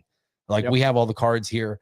So this is basically, this is what this is when governments are about to really tip into authoritarianism. They're trying to step on the pedal. Like, we've been exposed, but we were able to get 2020 from Trump. So now we really have to take him down. Like, we cannot let this guy come back, because if he's back, that's it. Like, it's going to be the killing blow. So they know at this point, like, this is a fight. This is a fight to the end for them now, because they know if Trump is in, it's over. It's all over. He's going to expose everything, and who knows what happens after that. So they have to prevent this from happening. They have to set an example. They have to make us fearful. The problem is, what's going to play out is going to be a disaster, pretty much. What they are trying to provoke. What I think they're trying to provoke is they want one person to go crazy. They want one person to try to do something violent, whatever that is, doesn't matter. Yes. And then they will take that person, and depending on what it is, they're going to set an example to that person, whether it's like they don't take any prisoners if somebody surrenders, or they're going to throw them in prison like immediately and do the trial right there and televise it. And they're going to use that person as an example. I don't think that's going to work. Unfortunately, I don't think that's going to work. And then it's just going to escalate from there. And at the end of the day, when you have major cities that rely on their food from truckers, there's a reason why the Canadians cracked down on the truckers, because they understood that if cities don't get food from truckers, they're done in like a week, major cities. So they have to prevent all of this from, there's a careful balance here. And they know that if they tip things over, it's done. So for them, I think it's all or nothing at this point. I think they don't think anybody's going to actually do something. They want one crazy person to go for it. if they don't, if somebody doesn't bite, they might do it themselves. We know that they love to do, they love to instigate things, the feds. So who knows? Well, I mean, denying an election is apparently a criminal, right? Un-American. So how about this? Very affirmative Yeah. statement. We won, but I didn't lose. I got the votes, but we won't know exactly how many because of how they cheated. I did win my election. I just didn't get to have the job. We were robbed of an election. Using the word rigged, using the word steal. Do you think it's dangerous going into 2020? I don't, because we can actually back it up. And so in response to what I believe was a stolen election, and I'm not saying they stole it from me, they stole it from the voters of Georgia. In fact, someone outside asked if I'm ever going to concede. The answer is no. This is not a speech of concession. So that goes on for 5 minutes. I won't put all of you through that, but yeah, that goes on for 5 minutes of her denying an election, saying it was rigged, saying it was stolen, and apparently that was okay in the state of Georgia. Apparently that was okay in the state of Georgia because they could do it. But now we have this interview with Kevin McCarthy, and I have not watched it yet, but I can't wait to hear what Kevin McCarthy has to say here. Let's hear what Kevin McCarthy has to say. What was once unprecedented has now become routine. A Georgia grand jury indicting former President Donald Trump and 18 others over alleged efforts to overturn the 2020 election, making this Trump's fourth indictment in 5 months. President Trump calling this a, quote, dark period for our country, saying, quote, this is a continuation of the greatest and longest running witch hunt in American history. Joining us now, Speaker of the House, Kevin McCarthy. Mr. Speaker, good to see you and welcome to the Bottom Line. Listen, I just want to get your reaction. This is the fourth indictment. It seems like a concerted effort to indict and take down legally President Trump. Your response, your reaction. It's exactly that, Sean. We've watched starting with the DA in New York, now a DA in Georgia. Instead of protecting those in Atlanta, she puts out an email last Thursday saying, I have a big announcement from her campaign. They are campaigning off this instead of following what the Constitution says. They are showing the American public that we have two different justice systems. One for your political opponent if you're opposed to the Bidens, then a play for the Bidens, the Justice Department does nothing. This is what's wrong with America today and what frustrates all Americans, whether you're independent, Democrat or not. We believe in equal justice. And this. So what are you going to do about it, Kevin McCarthy? Yeah. What are you going to do about it? You going to do anything? Like, that's the question. You just going to come on Fox News and do a fucking interview and talk about how it's bullshit? Or are you going to do something?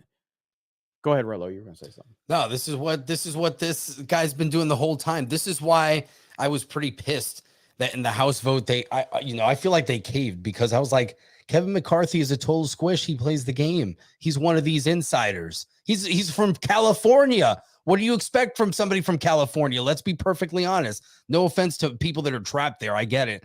But, Kevin McCarthy has never done anything that we've wanted. He's never pushed hard enough. And this is all they do. The Republicans just use, hey, we might impeach Biden. Like, oh, look at all this shit over here. Like, look what the DOJ, is doing. Look at these guys. They're covering it up. And it's like, what are you going to do about it? I was like, maybe if you give us some money for our campaigns, you'll find out. That's it. Give us the donations, vote for us, and then maybe you'll find out. Maybe we'll do something about it.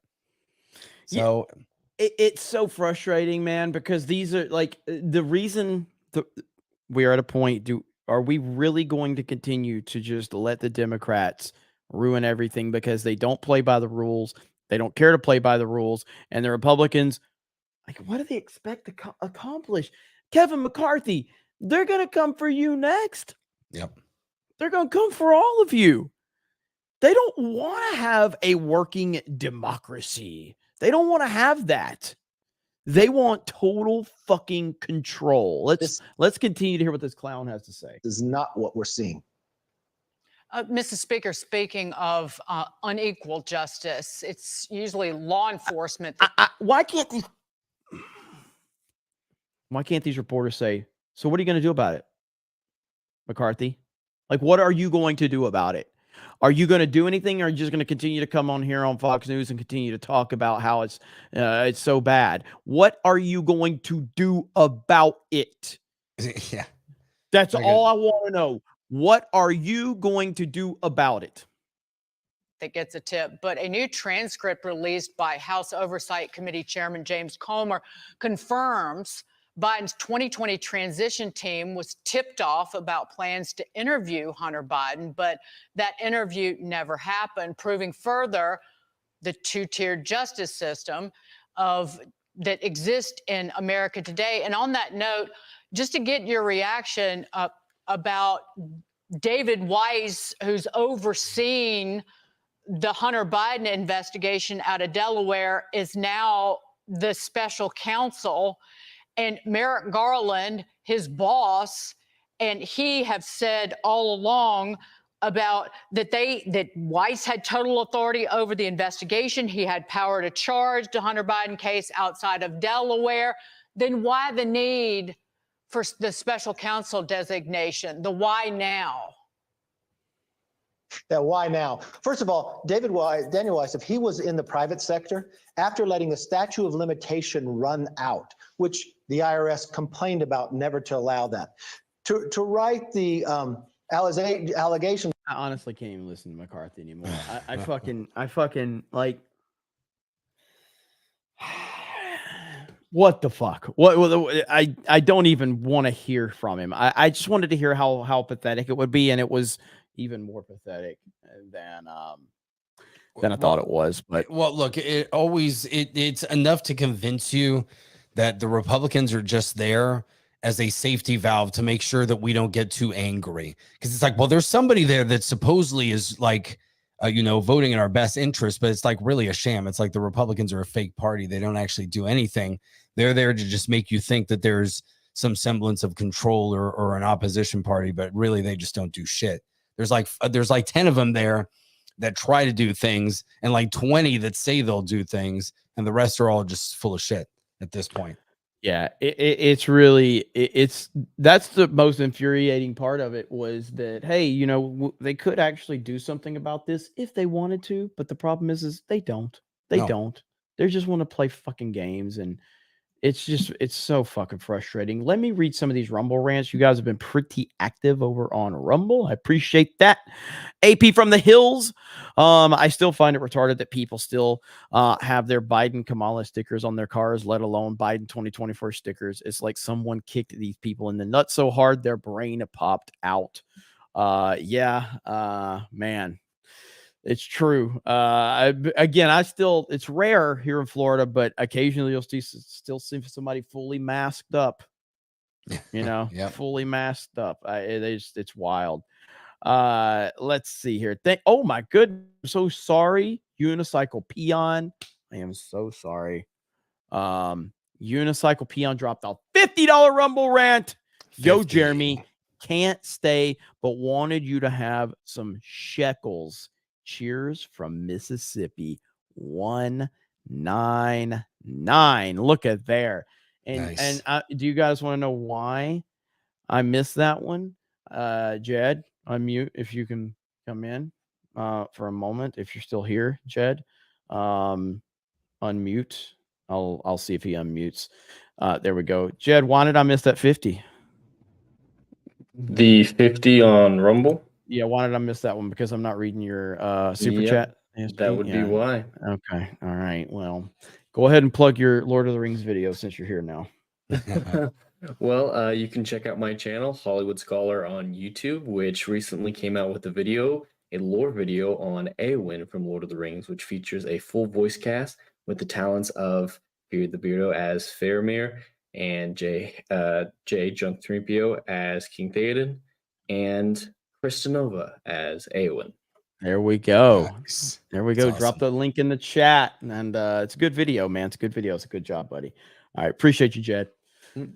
Jed's man. He's been on the grind lately, man. That's awesome. He's been everywhere at HQ, just kicking ass. So Vault 95 Survivor says scanning in 199, and also says betting Tim Chang is a hate watcher. He definitely picked up the barcode idea from Tuesday night's main event 2 days ago when Ryan read a rant that said barcode needed that says 19945472024. We may have found MCU fan. Do you guys want me to be like, I got some breaking news for the chat. Okay. I do have some breaking news. I'm not going to go into specifics, but if you want breaking news, I can give you some breaking news. I don't know if this happened. No, this didn't happen. Rolo was not there for this. I think I know what you're going to say, and okay, go ahead, and I'll let you know if it's the same thing. So I met MCU fan today at Universal Studios. Yes, I met MCU fan at Universal Studios. It was crazy. Yep. Yes, I really did. What was MCU's fans' reaction to Krista? It was interesting. I'll just say it was. It wasn't as angry as the chat, but I met MCU fan at Universal Studios today. I swear. I swear. I met MCU fans. Yeah, unless MCU fan is bullshitting about who they are. I mean, I'll take them at their word. No, why would you admit to that? Why would you admit to being an MCU fan unless it was true? I saw MCU fan in the chat say, "Hey, Jeremy, you want to see what happened? Did anything happen at Universal Studios today?" There you go. This was earlier. So, yeah, 100%. So when Joe and I showed up, at 5, we worked, so we got there, after 5. But when we were walking into the park, somebody was like, "Rolo, what's up?" And I was like, I thought it was one of you guys, but then I was like, "Oh man, who's this?" And then they're like, "I'm MCU fan." I was like, "What?" I am not gonna confirm nor deny if MCU fan is actually a real G&G fan or not, because I couldn't tell. I just couldn't. I don't know. So I don't know, but it was pretty crazy stuff. Yep. Pretty crazy stuff. Well, And we had a park hopping live stream today. It was awesome. It was crazy. And it was a lot of fun. And I want to thank all of you for, again, I like to be as transparent as possible. Obviously, there's a line to transparency, but it's we talked about all the super chats that you guys support with Geeks and Gamers and D-Day Cobra and everything. And I see there's a bunch of clowns who are like, "Oh, you're wasting money." I was like, I just spent a lot of money to make this trip happen. With this today, with getting a lot of content created, and the only way I'm able to do this is because of all of you. And so I know, we had a ton of people watching Park Hopping. You guys loved it. You guys loved Tuesday night's main event last night, and we're going to continue to try to up the kind of production in terms of. I got a couple other people in mind that I want to bring here to Orlando, and kind of get them on some different streams. I think we can have a lot of fun with that. So stay tuned. So I really do appreciate you guys. I really appreciate it. The reason I do always go to Universal Studios and I announce that I'm at Universal is because they do have, security and everything like that. And so that's kind of like an added line of like, hey, if I'm going to be there, but at least you got to go through security to get in there. That's why I always announce that. So good stuff, though. Good stuff indeed, man. Another crazy day. Thank you again, though, Unicycle Peon. I appreciate that, man. Vault 95 for Survivor. Didn't the broken water pipe on election night turn out to be a leaking toilet tank? I don't know. I don't know how that whole played out. I really don't. Vault 95 also says, Jeremy, do you remember the winner of the election wasn't officially announced until 4 days after the election? Yes, I do remember that. 100% too. JM the Elite fan says, hey, MCU fans in the house. Hope you liked my epigram on you on Tuesday night's main event, late night, bro. I just hope the crew and Krista didn't cringe too much from it, laughing my ass off. No problem, bro. And then Silent Running says, did you see any of Mike Lindell, of the Mike Lindell event? I didn't either. Hail 99. I did not. Let's see. David for 50. Watched Park Hopping today. Good stuff. It was so much fun. I had a blast watching on the Park Hopping stream, and the chat did as well. I love my team. I love my crew. I love what we got going on, man. And I'm blessed to have such an amazing group of people, and it's been a lot of fun to create content. So, ATL Lag says, I don't get Alabama stereotypes. After all, I know you guys are inventive. The toothbrush was first created in Alabama. You can tell since anywhere else would have called it a teeth brush. Just kidding. Love you. No homo. Appreciate that, man. You Look guys, at Tom. Look at Tom looking what's for. Tom? Tom is looking for some love there with that. What's Tom doing? Where's Tom? Where's Tom at? Let's see. Where's Tom at? Oh, hey, hey, hey. Our boy Tom, we have brought him to the light. Culver's is GOAT. All right. It's 100% fact, by the way. And anybody who's had Culver's understands that. I mean, Rolo, you know.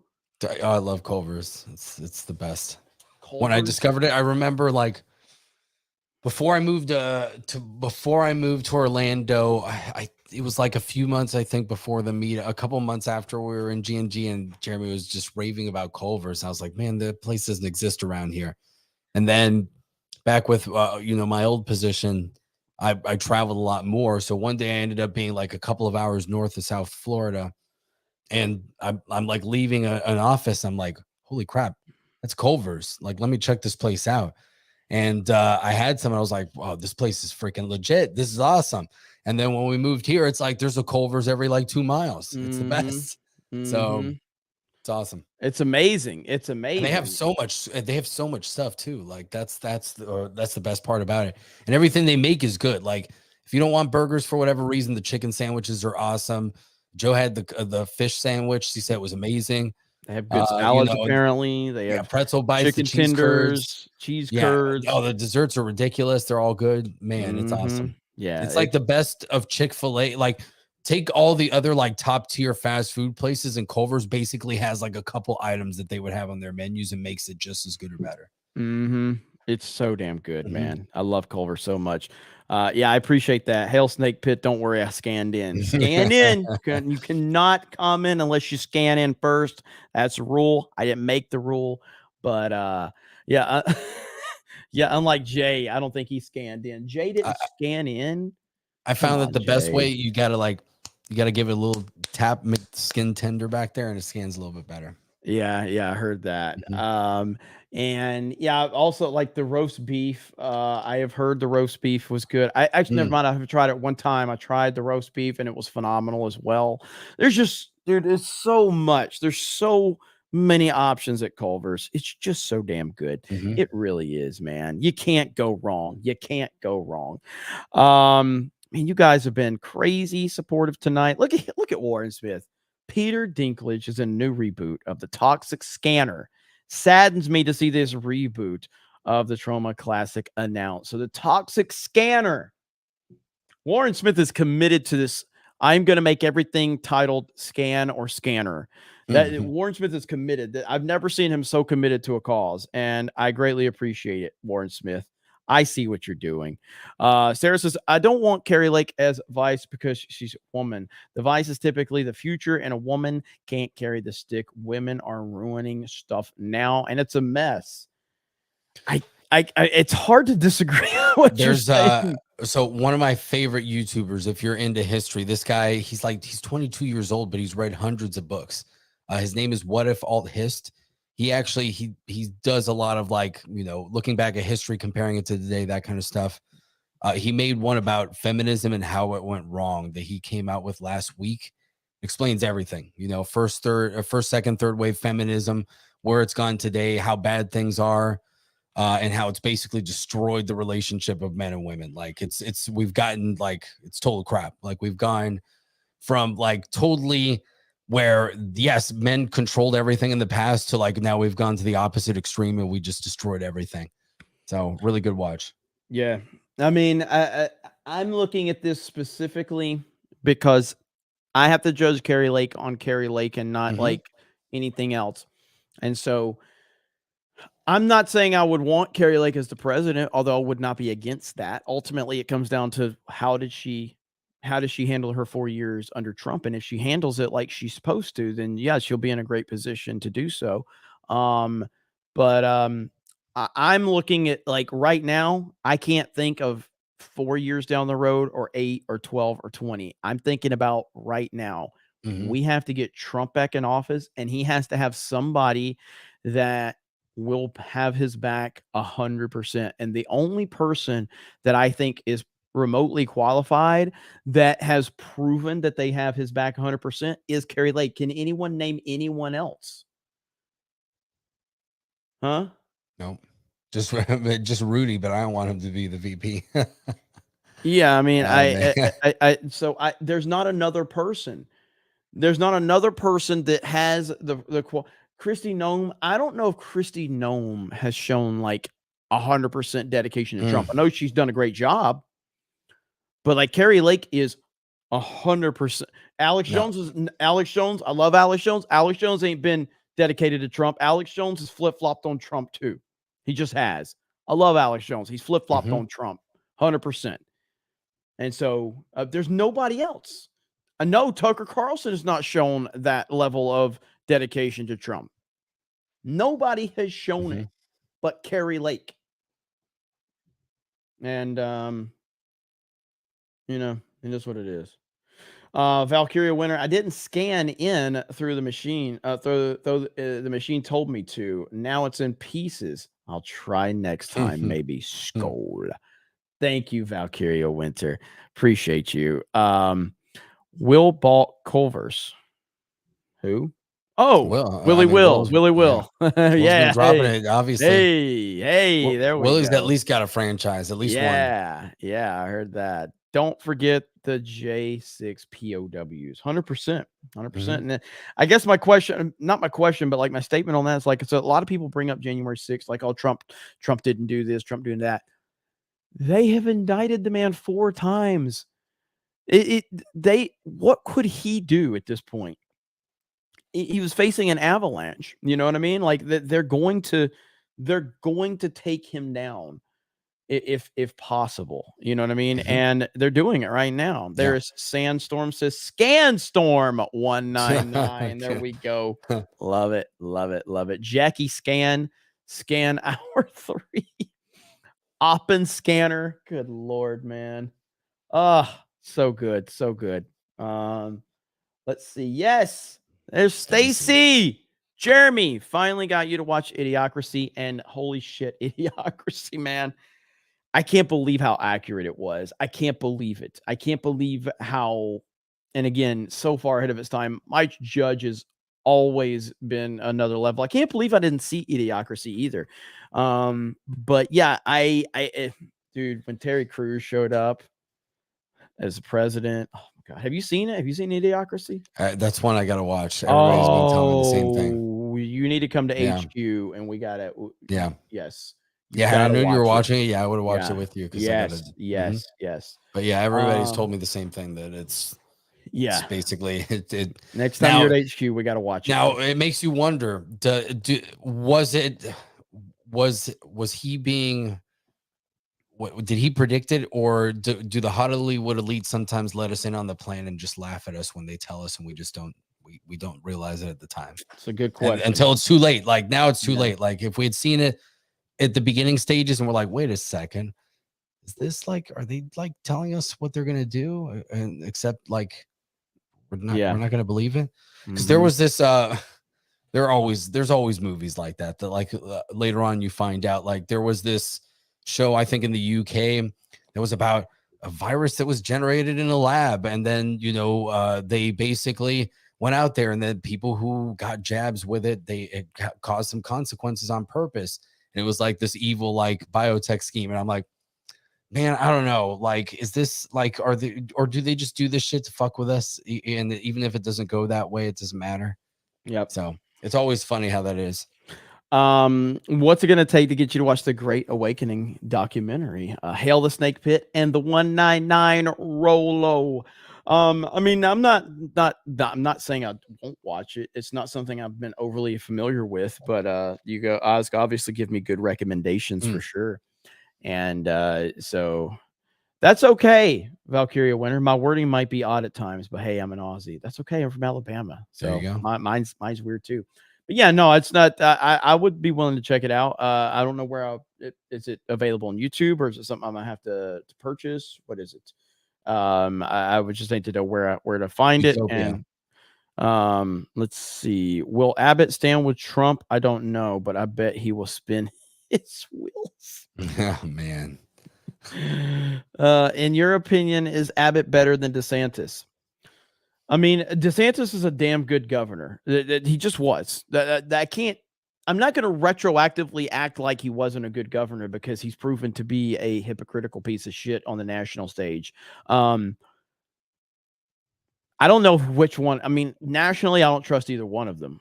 You know what I mean? I don't live in Texas, so I can't speak to Texas. I mean, I enjoy Texas when I go there, but it's impossible for me to say who's a better governor because I can only judge the state I've lived in. I just know DeSantis was a really good governor, a damn good governor, a governor that I've very much enjoyed, supported fully, and hoped would run in 2028.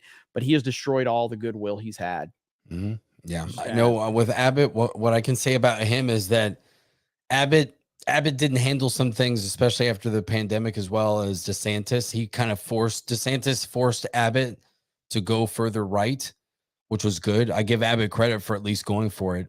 If I get what I want because you want your political survival depends on it, and you actually are willing to do it, that's fine. Like at the end of the day, if you give the people what they should have, because you should just don't mess with the people, and that's all we want. He's done a good job with the border.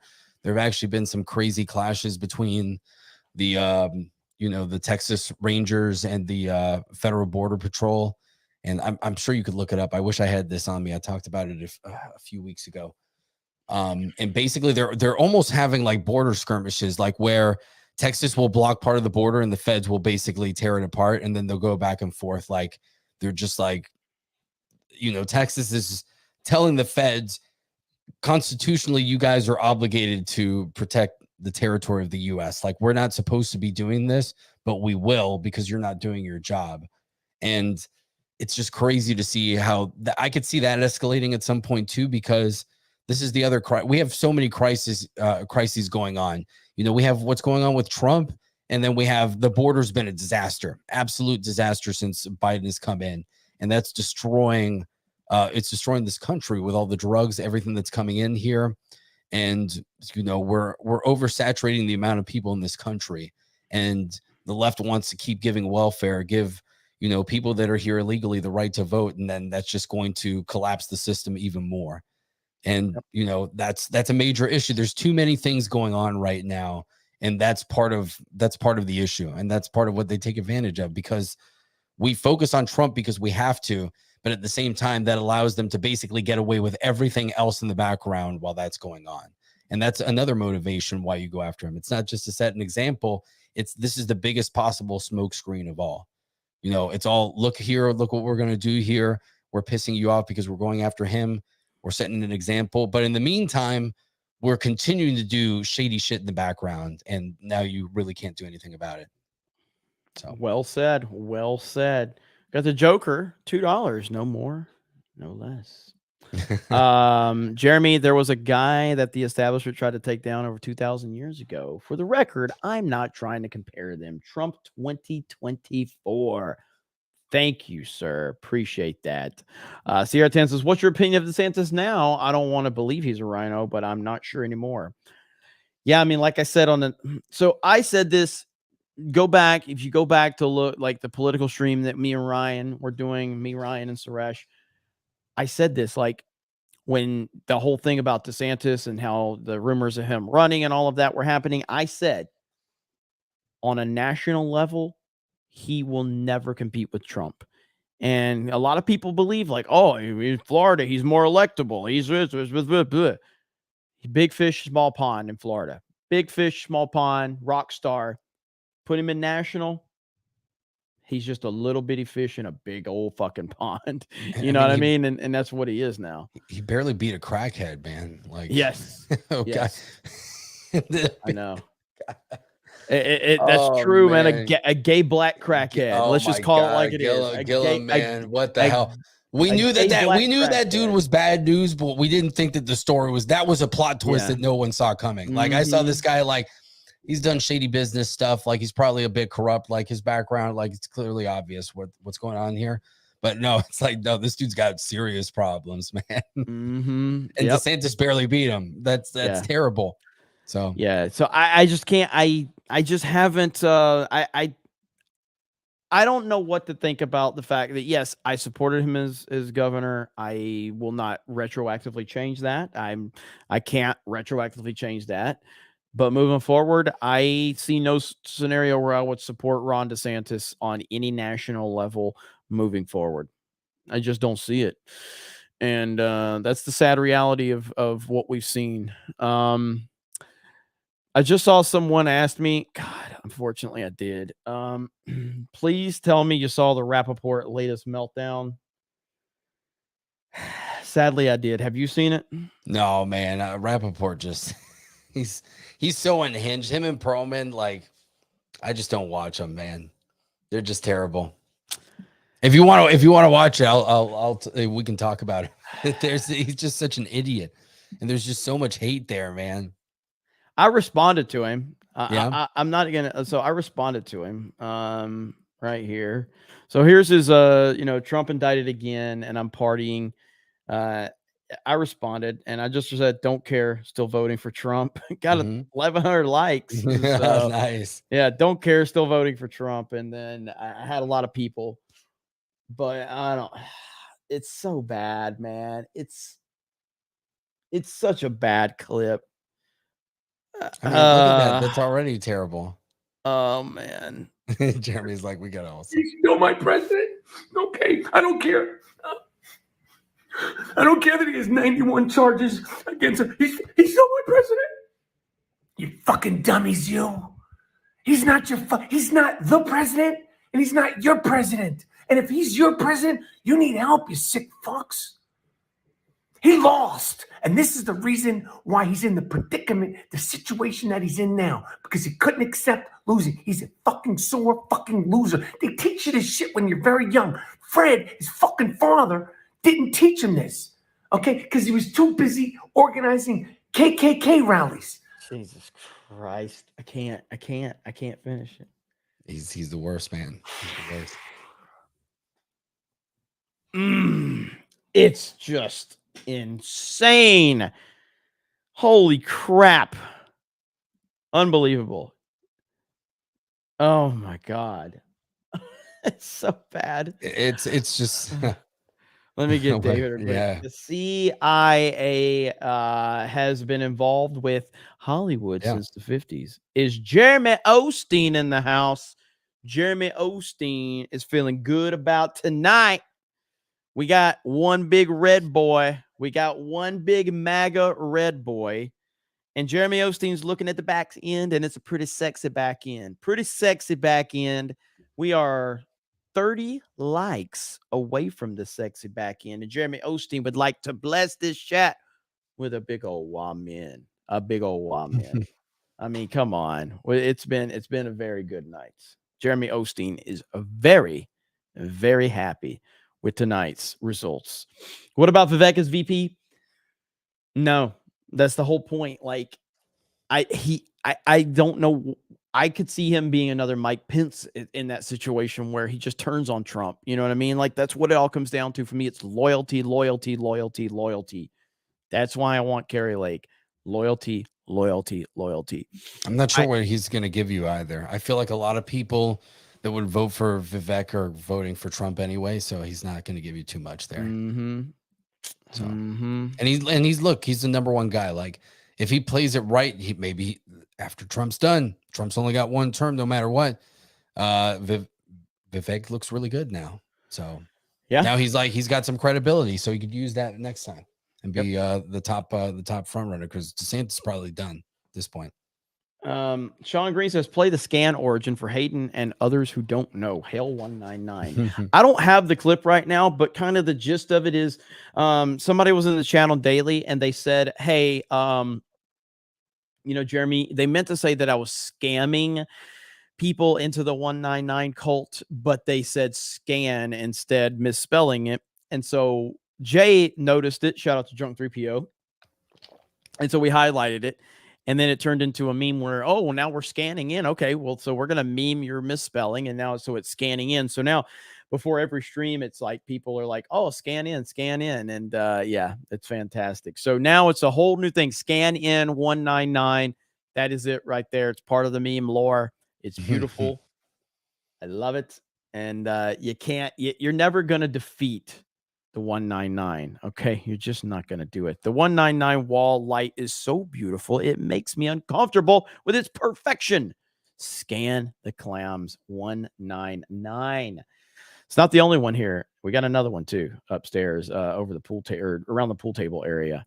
I was thinking about the debate next week. I'm imagining Chris Christie saying to Ron DeSantis that he is scrawny and get him my. Oh, that'd be pretty funny. Has Trump announced, I don't think, has Trump officially said he's not showing up?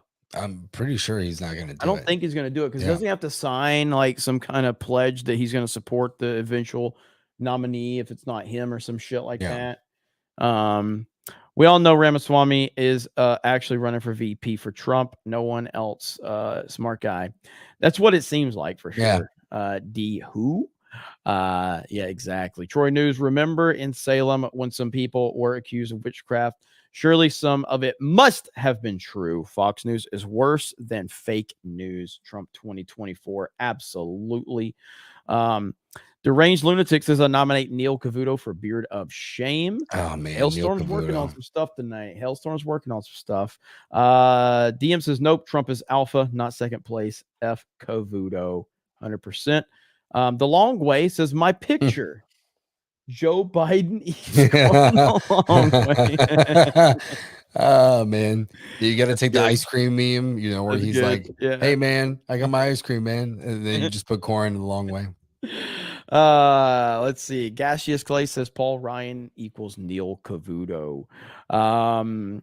Diaz says, I know a couple of Ron supporters, and their new talking point is that Vivek is a plant by WEF and Soros. Yeah, and that's I know there's a lot of people that are all over the place on this stuff. So at the end of the day, I will always make up my own mind. If there's good and new information out there, I'll always try to, kind of look into it. But the DeSantis campaign and the supporters, they are something else. Schick says vote Republican no matter what. Stacey Lee 199. Thank you. Batgoat with $1. Batgoat with $1. Crazy Clown Town scanning in for my Riga MCU fan. Batgoat with another $1. Batgoat with another $1. Nice. Best Black Sabbath song, Iron Scan. Enter Scanner. Oh boy, here we go. I'm here and I still love you, buddy. Trump forever. Right back at you, brother. Right back at you. World of Scans. The Scandalorian, Jeremy and the Scanners of the Universe. MCU fan is the Ian of D-Day Cobra, LOL. Have faith in God. Yes, they are trying to take down Trump, but God will turn things around and our nation will be saved. Thank you for the $10 super chat. I appreciate it. Remember the Etika, Etika Scan Network. RIP to that dude. Etika, YouTuber, Nintendo YouTuber. Scanception, the Scan Father, Scan Face, Django Unscan, Scan Bill, Volume 1 and 2. Holy shit. G&G established 199 from the supermarket of the Snake Pit. Scans as far as the eye can see. Greg Abbott's favorite restaurant is IHOP. Oh, man. Did you see the Mel M disc? Can you play it? Is this new? Is this Mel M disc? Are they talking about Spice Girls here? Really? Yeah, I only know this because you know how it is when you start looking at news articles. There's always some pop culture bullshit on the side, and you're like, "What the fuck is that all about?" I heard that the Spice Girls were having some, I don't know. I don't know. I feel like I heard that. Like there was some like drama, and I was like, what? Oh, whatever. I'm like reading about what's actually going on Rolo here. is a Spice Girls fan. Is that what you're trying to say? Is that I what you're mean, trying to- maybe I don't know. The fact that I know Mel- their names is Mel like is a it's rapper. a giveaway, right? Okay, so Oh, Mel Mel's a rapper. Oh, so I don't know. So is this Mel dissed Eminem or Eminem dissed Mel? So I'm totally I was totally on the wrong wavelength there. Yeah, you're gonna get mean for that one though. So get ready. It happens. It'll happen. Yeah, as long as you don't eat corn the long way, I'll though, eat you're corn okay. the long So- way. I'm not familiar with that story. So I don't even know who that rapper is. And again, 300 from Willie Will. This is earlier. It's not another one, but I'm just saying thank you, Willie Will. Appreciate you, brother. Insane, man. Thank you so much. Skangry Joe. Skangry Joe needs to pay attention to his own base and lay off the TDS. I know worms. I have the best worms. Rolo, are you Chad Quad Rail or Chad or Virgin M Loke? You gotta have a little bit of both, right? I've got lightweight builds. You gotta have different lightweight builds. Lately, I go with lightweight builds that don't have much on them, like that one right there. That's actually Joe's, but it's a lightweight arrow build. There you go, right there. You got to go for you got to think about what you're using it for. There is a reason why they've moved away from quad rails in some circumstances. They're heavy, they're solid, they're really solid. So they're talking about, and the rails on the rails that you attach everything to, like in Call of Duty on the rifles. Some of them have like 4 sides where you can attach all your lasers and all that stuff on. So well said, sir. I don't trust Vivek, says Derry Murphy, and I've decided that I'm not supporting anyone who goes against Trump, period. That's my stance. That's my hardline stance right there. Nobody that goes against Trump at this point in time get my support. Just not going to happen. Vivek's the light Yagami, too perfect to not be Akira. Hey, that's pretty good right there. That's pretty good. I like it. Death Note, by the way, for those that don't know. Let's see. Carrie Lake can probably pump her own gas. Pence? God, you saw that video, right? Which one? Of Mike Pence pumping the gas. Oh, no, I didn't see that one. I heard about it. Yeah, you gotta my show me gosh, man. He was trying to be like an everyman and it's like pumping gas. He had trouble. Oh, it's so. Oh, man. The fact that they released this, okay? He released this video as a campaign ad. God, hang on. Let me see if I can find it without the memes. I'm trying to find the actual. Well, let's see. That's probably. Let's see. Is this it? Let me see. All right, here we go. I think this is. I hope this isn't a meme one, but God. So he. Oh man. He never selects the grade. He never puts a card in. It's beeping the whole time. This man is a fucking idiot. Hey, everybody. Mike Pence here. Remember $2 a gallon gas? I do. And then Joe Biden became president of the United States and launched his war on energy. Since that time, gasoline prices are up 60%. Electricity prices are up 25%. Joe Biden's war on energy is causing real hardship for working families, small businesses, and family farms. But we've got a plan to relieve all of that. We just unveiled the Pence Energy Plan that'll not only put our country back on a path to energy independence, but by 2040, we will reclaim America's role as the leading producer of energy in the world. Join us in the fight for American energy leadership by going to MikePence2024.com. We can lead the world once again to a more prosperous and a secure future for America with energy independence and American energy leadership. Jesus. God, it's so bad. Who thought Like it was a good idea? Like, you couldn't just go, hey, Mike, it's beeping in the background. We probably you should probably like put your credit card in before, and then we just kind of walk up and do it. You know what I mean? No, Good Lord. Yes, that's Like, real. It was a campaign ad released by him. So bad. Like you're not putting any effort either. Like that's the most egregious part of it all. Like you think people are so stupid, and do you think that like people don't see like through the bullshit? Like how can you do this? Like what are people going to think about how you run a country if you're not detail oriented about shit like that? Sad. Thanks for the response, Rolo, says Mountain Mutt. Hail 199. Hashtag Gadsden. What about Keymod? What about Keymod for people in there? Man, there's still some people that use Keymod. It's unbelievable. I'm still gonna vote, but I have very little faith. I hear you, Cellular Dream. I hear you, man. I hear you. I feel like there's not that much. Voting doesn't take a lot of effort. So you hope that it works, but I mean, you continue to do other things, in the background, like things that matter, like getting involved in your community and state and things like that. So, yep. Quentin Daniels says, then do something about it, Kevin, and not a strongly worded letter. Yeah, 100%. But he's not going to. Troy News says, good news. Americans have more guns than ever and more states open carry laws than ever before. 36 of 50 states and counting. Trump 2024. The Constitution and politicians don't grant us freedoms.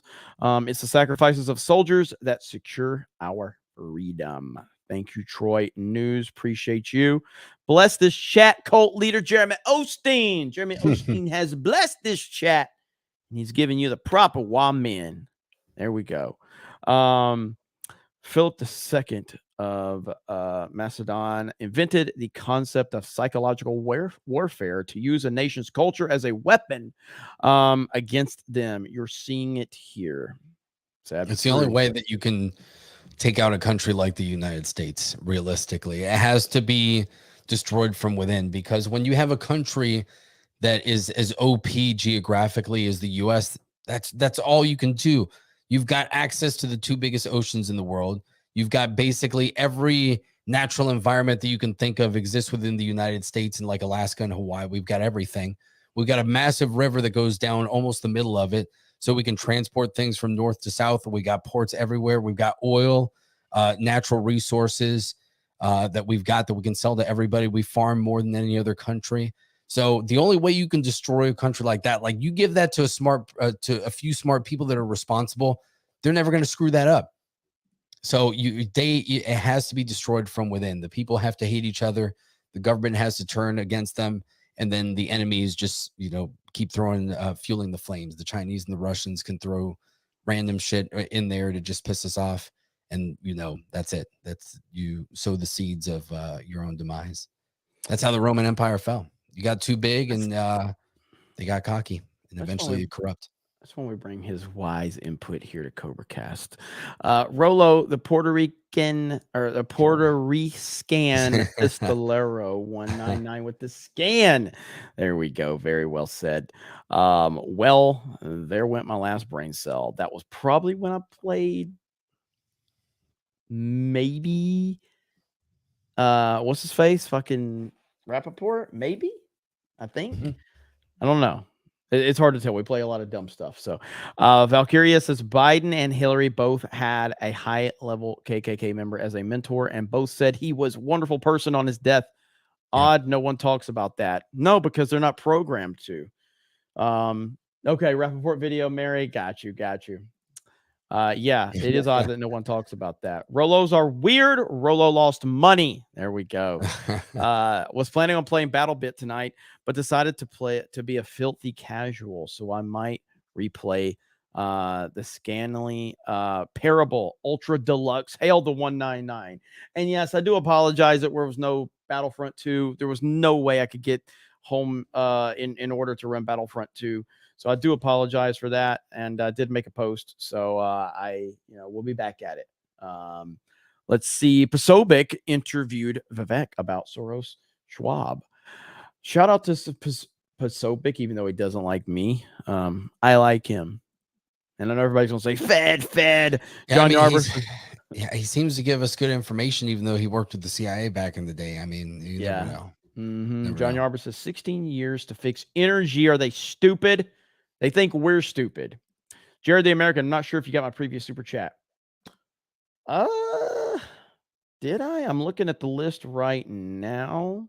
Jed, maybe help me out here, Jed. Jared the American, am I missing his from earlier? Let's see. I'm looking. I think Jed probably fell asleep on me. I'm here. I'm just distracted by one of the girls. What's going on? Okay. Oh, whoa. whoa. Whoa. What's going on, Jed? What do you need? Who was it? And does their last name end with Mac? I don't know.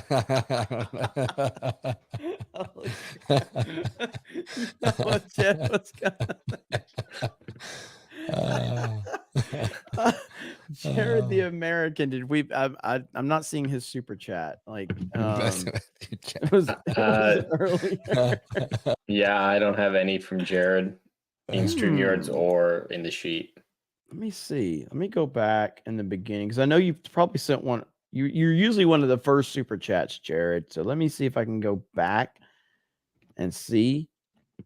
Oh, here it is right here. I do see it. My bad. Okay. All right. I got it, Jed. Go back to being distracted now. Jared says, did I see what show speed did today? Yes.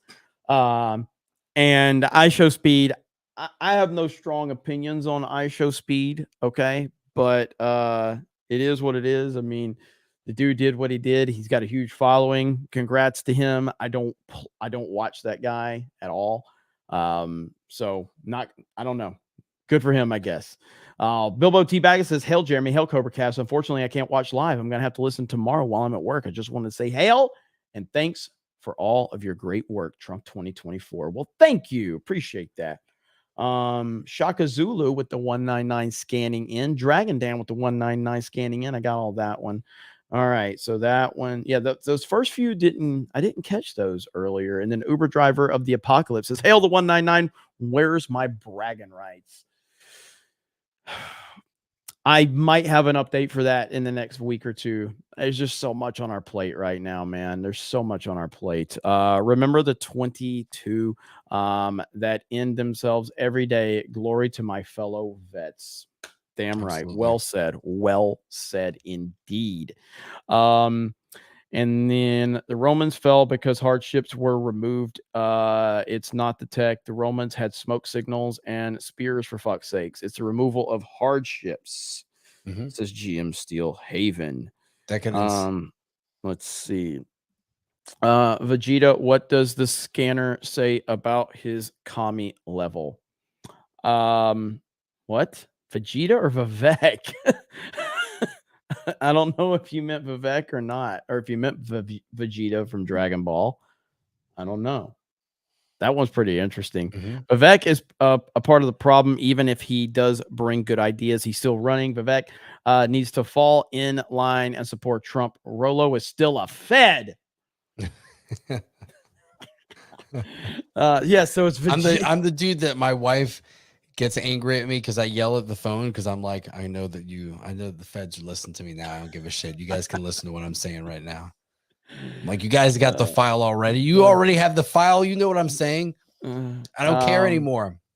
So is Vegeta, what does the scanner say about his commie level? Is this the over 9,000 meme? Is that what it is? Did I miss it? Okay. I'm not a Dragon Ball person. I've seen some. I do know the it's over 9,000 meme. So there you go. My bad. Krista's specialty. I've never fucking claimed to know Dragon Ball. That's Krista Nova's thing. All right. I don't watch Dragon Ball. It's kind of my generation, but I never watched it. I don't know why. I never watched Dragon Ball. It's cool. It is. I mean, I got nothing with it. I just never watched him. I watched a lot of Dragon Ball Kai at Krista's request. I watched a lot of Dragon Ball Kai. Neil is falling into the trap the left wants him to. If there's 91 charges, then something must be wrong. Throw poo at the wall and see what sticks. 100%. GOP needs to get their shit together. Back 45, make him 47. Unify the voice that the Dems can't win on issues. Same issues Trump is championing. Yeah, Not complicated. Vivek is wanting the MAGA vote by giving Trump a pardon, just in the off chance Trump is found wrongfully guilty. I agree with that. Trump is the only president I know who makes perfect phone calls. Absolutely.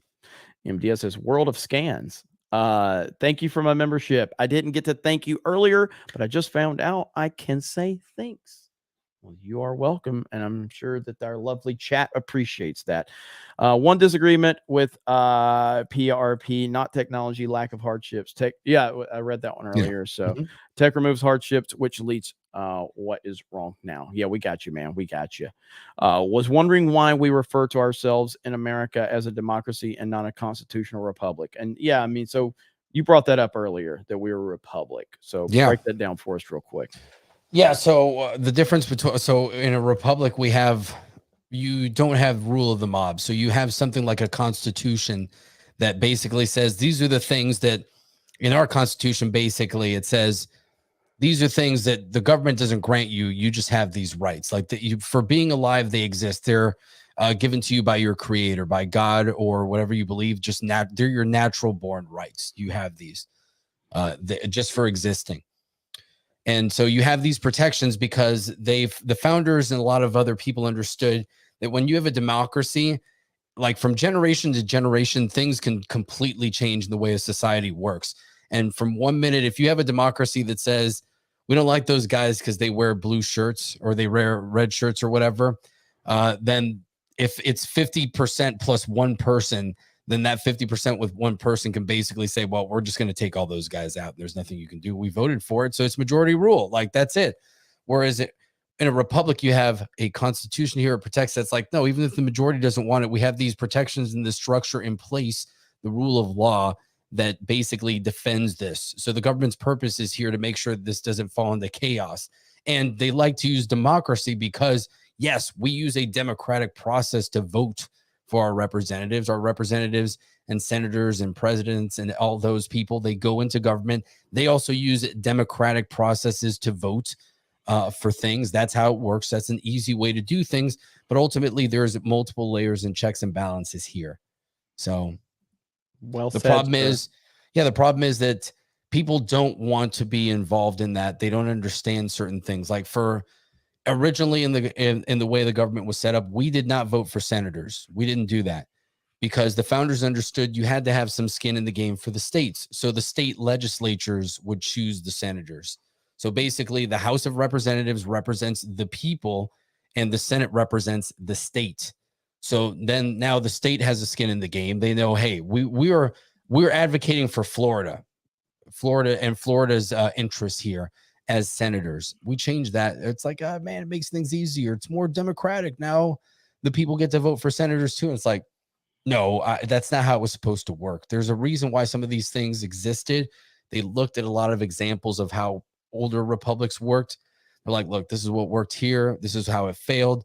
Let's try to put things in place. Let's debate about it. It wasn't perfect. There were people who were anti-federalists that kind of warned us. They're like, there's no way this system is going to work one way or the other. Either the states are going to become too powerful and they'll never cooperate in anything, and it's going to be chaos if you have like a foreign enemy, or the federal government is eventually going to take too much control and it's going to become like every other state that becomes like an authoritarian government. It's going to fall apart. So, and for the most part, it's worked fairly well. So there you go. Majority rule, minority rights. That's how it is. So the mob can't just say like, we're going to take away your guns. Like, no, can't do that. Getting to the point where they want to give that mob way more power, and it's easy. Yeah, that's how it always works. Yep. Bionic Sasquatch says, by bringing up charges up on Trump, his lawyers will get to call up anyone that was involved in the 2020 election counts, and if they are caught in a lie, then Trump proves he was right. All right, I gotta make sense of that. By bringing up charges on Trump, his lawyers will get to call up anyone that was involved in the 2020 election counts, and if any one of them are caught in a lie, then Trump proves he was right. That's going to be a specific, but I don't. You got 4 different indictments, so you've got 4 different situations out here. So what my question for Robert Barnes would be was, is that like, what if one case, what if the case in Georgia, if they exposed a lie, and Mhm. Trump is proven, how does that affect the other 3 cases? I don't know the answer to that question. Yeah. I have no idea. I don't know how that works. But you got 4 different indictments right now, and there's a reason there's 4. Because if they thought they had a strong case at one of them and it was a slam dunk, then they wouldn't have all of it. There's a reason there's 4. But again, Robert Barnes will be here on Friday. We'll ask him all about that. Nice. Scanned by me. I'm a Mexican by blood and a proud American. I got red pilled thanks to my brother introducing me to guns and seeing how our rights are dissolving. I know that makes Rolo happy. Of course. Happy. So we are almost done. Vault 95 Survivor says, can you say Ramaswamy the way Trump says it? Trump has the best way of saying it, just like he has the How best does he word. say him? I've heard him saying it. Ramaswamy. Ramaswamy. Seems like a good guy. Running second in some polls. I can't do the Trump impersonation very good. Let's see. D-Way says, will you play the Rich Man song again? I mean, we got a link for it. I mean, I guess we could. We're probably going to close out with Sabaton like normal. But let's see.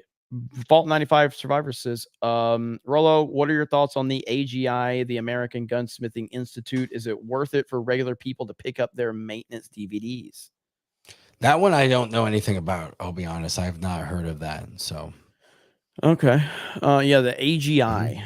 So yeah, hey, he's not familiar with that one. So yeah, I'm not a gunsmith or anything. I'm a dude that got into firearms. I had a lot of friends teach me that were veterans of the War on Terror, a lot of Marines.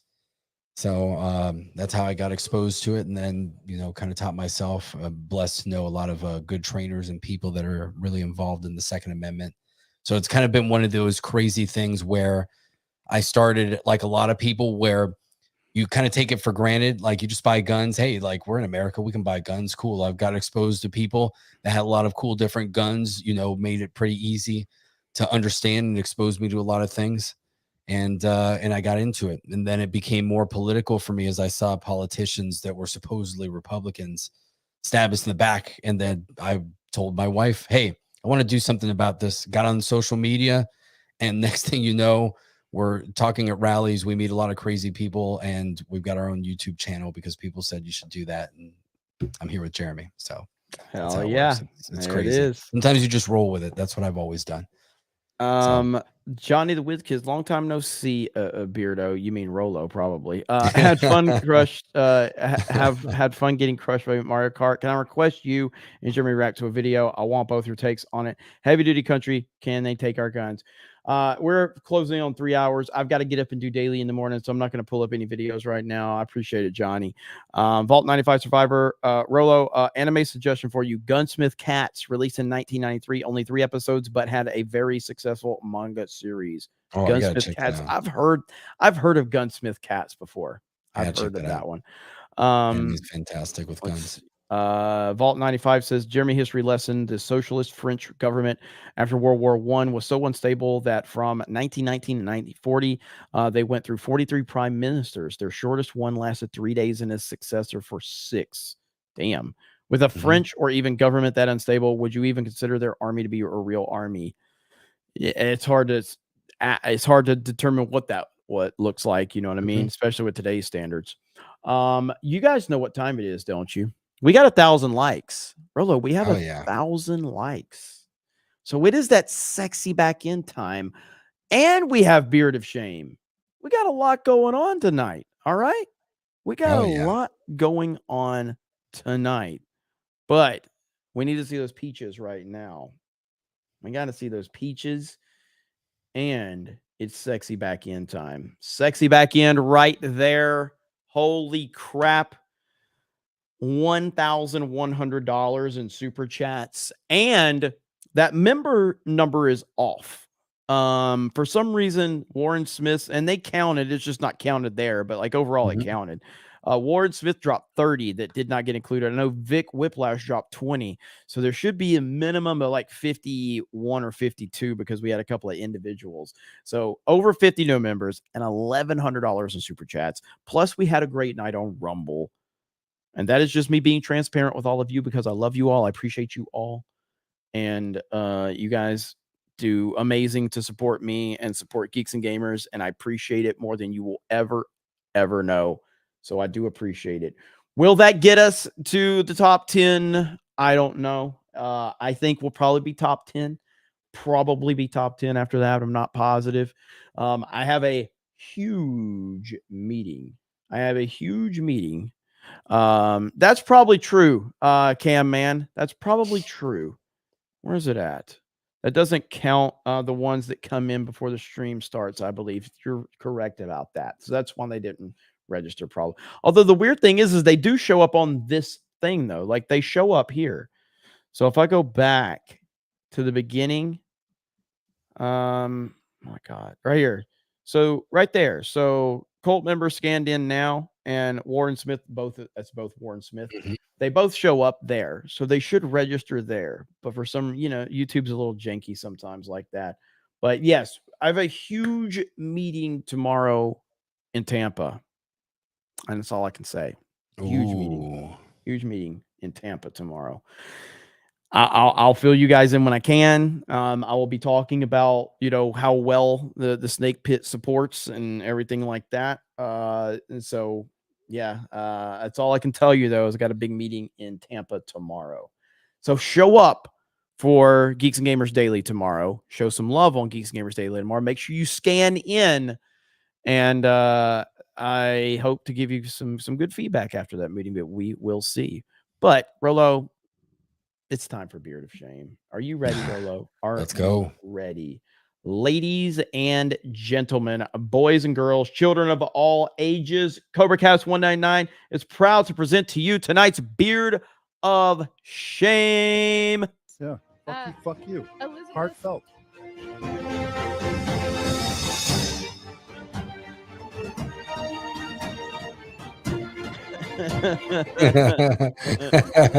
Hi, I'm Brian Kemp, and I'm a huge piece of shit.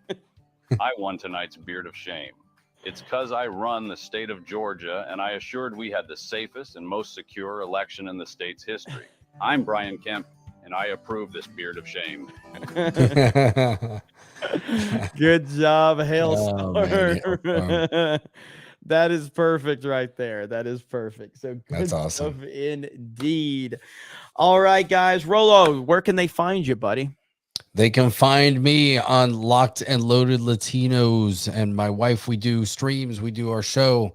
You can check us out there on Rumble and Kick as well. Hell yeah. Finally on Kick. So hell yeah. Good to see you. So Rolo will be running Fortnite tomorrow, correct? Yes. So I won't be there because I'll be traveling, but we'll get the crew in there. Hopefully we'll have some fun with that. And so good stuff all the way around. So thank you to the whole crew. Thank you to Eric K. Thank you to Can Man. Thank you to Jed. Thank you to Jay Hailstorm. Thank you to the whole crew. Thank you to Donnie Danko for that amazing thumbnail. Thank you to the locals chat. I appreciate you guys more than you will ever know. And man, it's amazing. Oh, my bad. Got this one. Rolo, what's your favorite firearm? Man, that's tough because I've bought so many recently. So now it's even harder. Man, I don't know. I'm really partial to this Henry Golden Boy that I got. It's just a lever action 22. You guys know it. It's just a fun gun. Sometimes you just want a gun that's fun. It's not necessarily the one that you're going to take like in the zombie apocalypse, but there's just the ones that you love that when you use them, you just really enjoy. Hell yeah. There you go, man. So, all right, guys, thank you so much. I appreciate it. Have a great night, and we will leave you with the same way we normally do, with some Sabaton and some Trump rises. How do you say this? Donaldus rises. Here we go.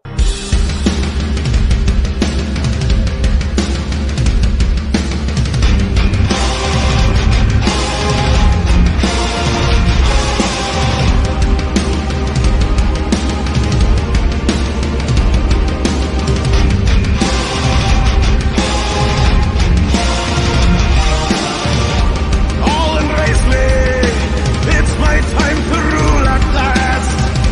15 years have all been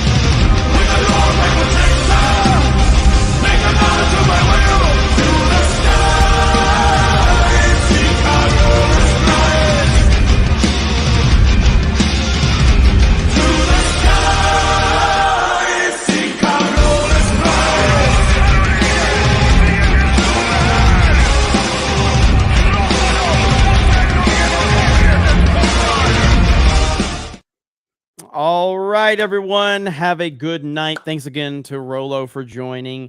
And I'll see you guys Friday. Should have Robert Barnes on, so it should be a good one. So really appreciate you guys. Have a good night, and we will talk to you later. Bye, everyone. I cut you off, Rolo. Say bye now. Oh, no. Take it easy, guys. All right, bye, everyone.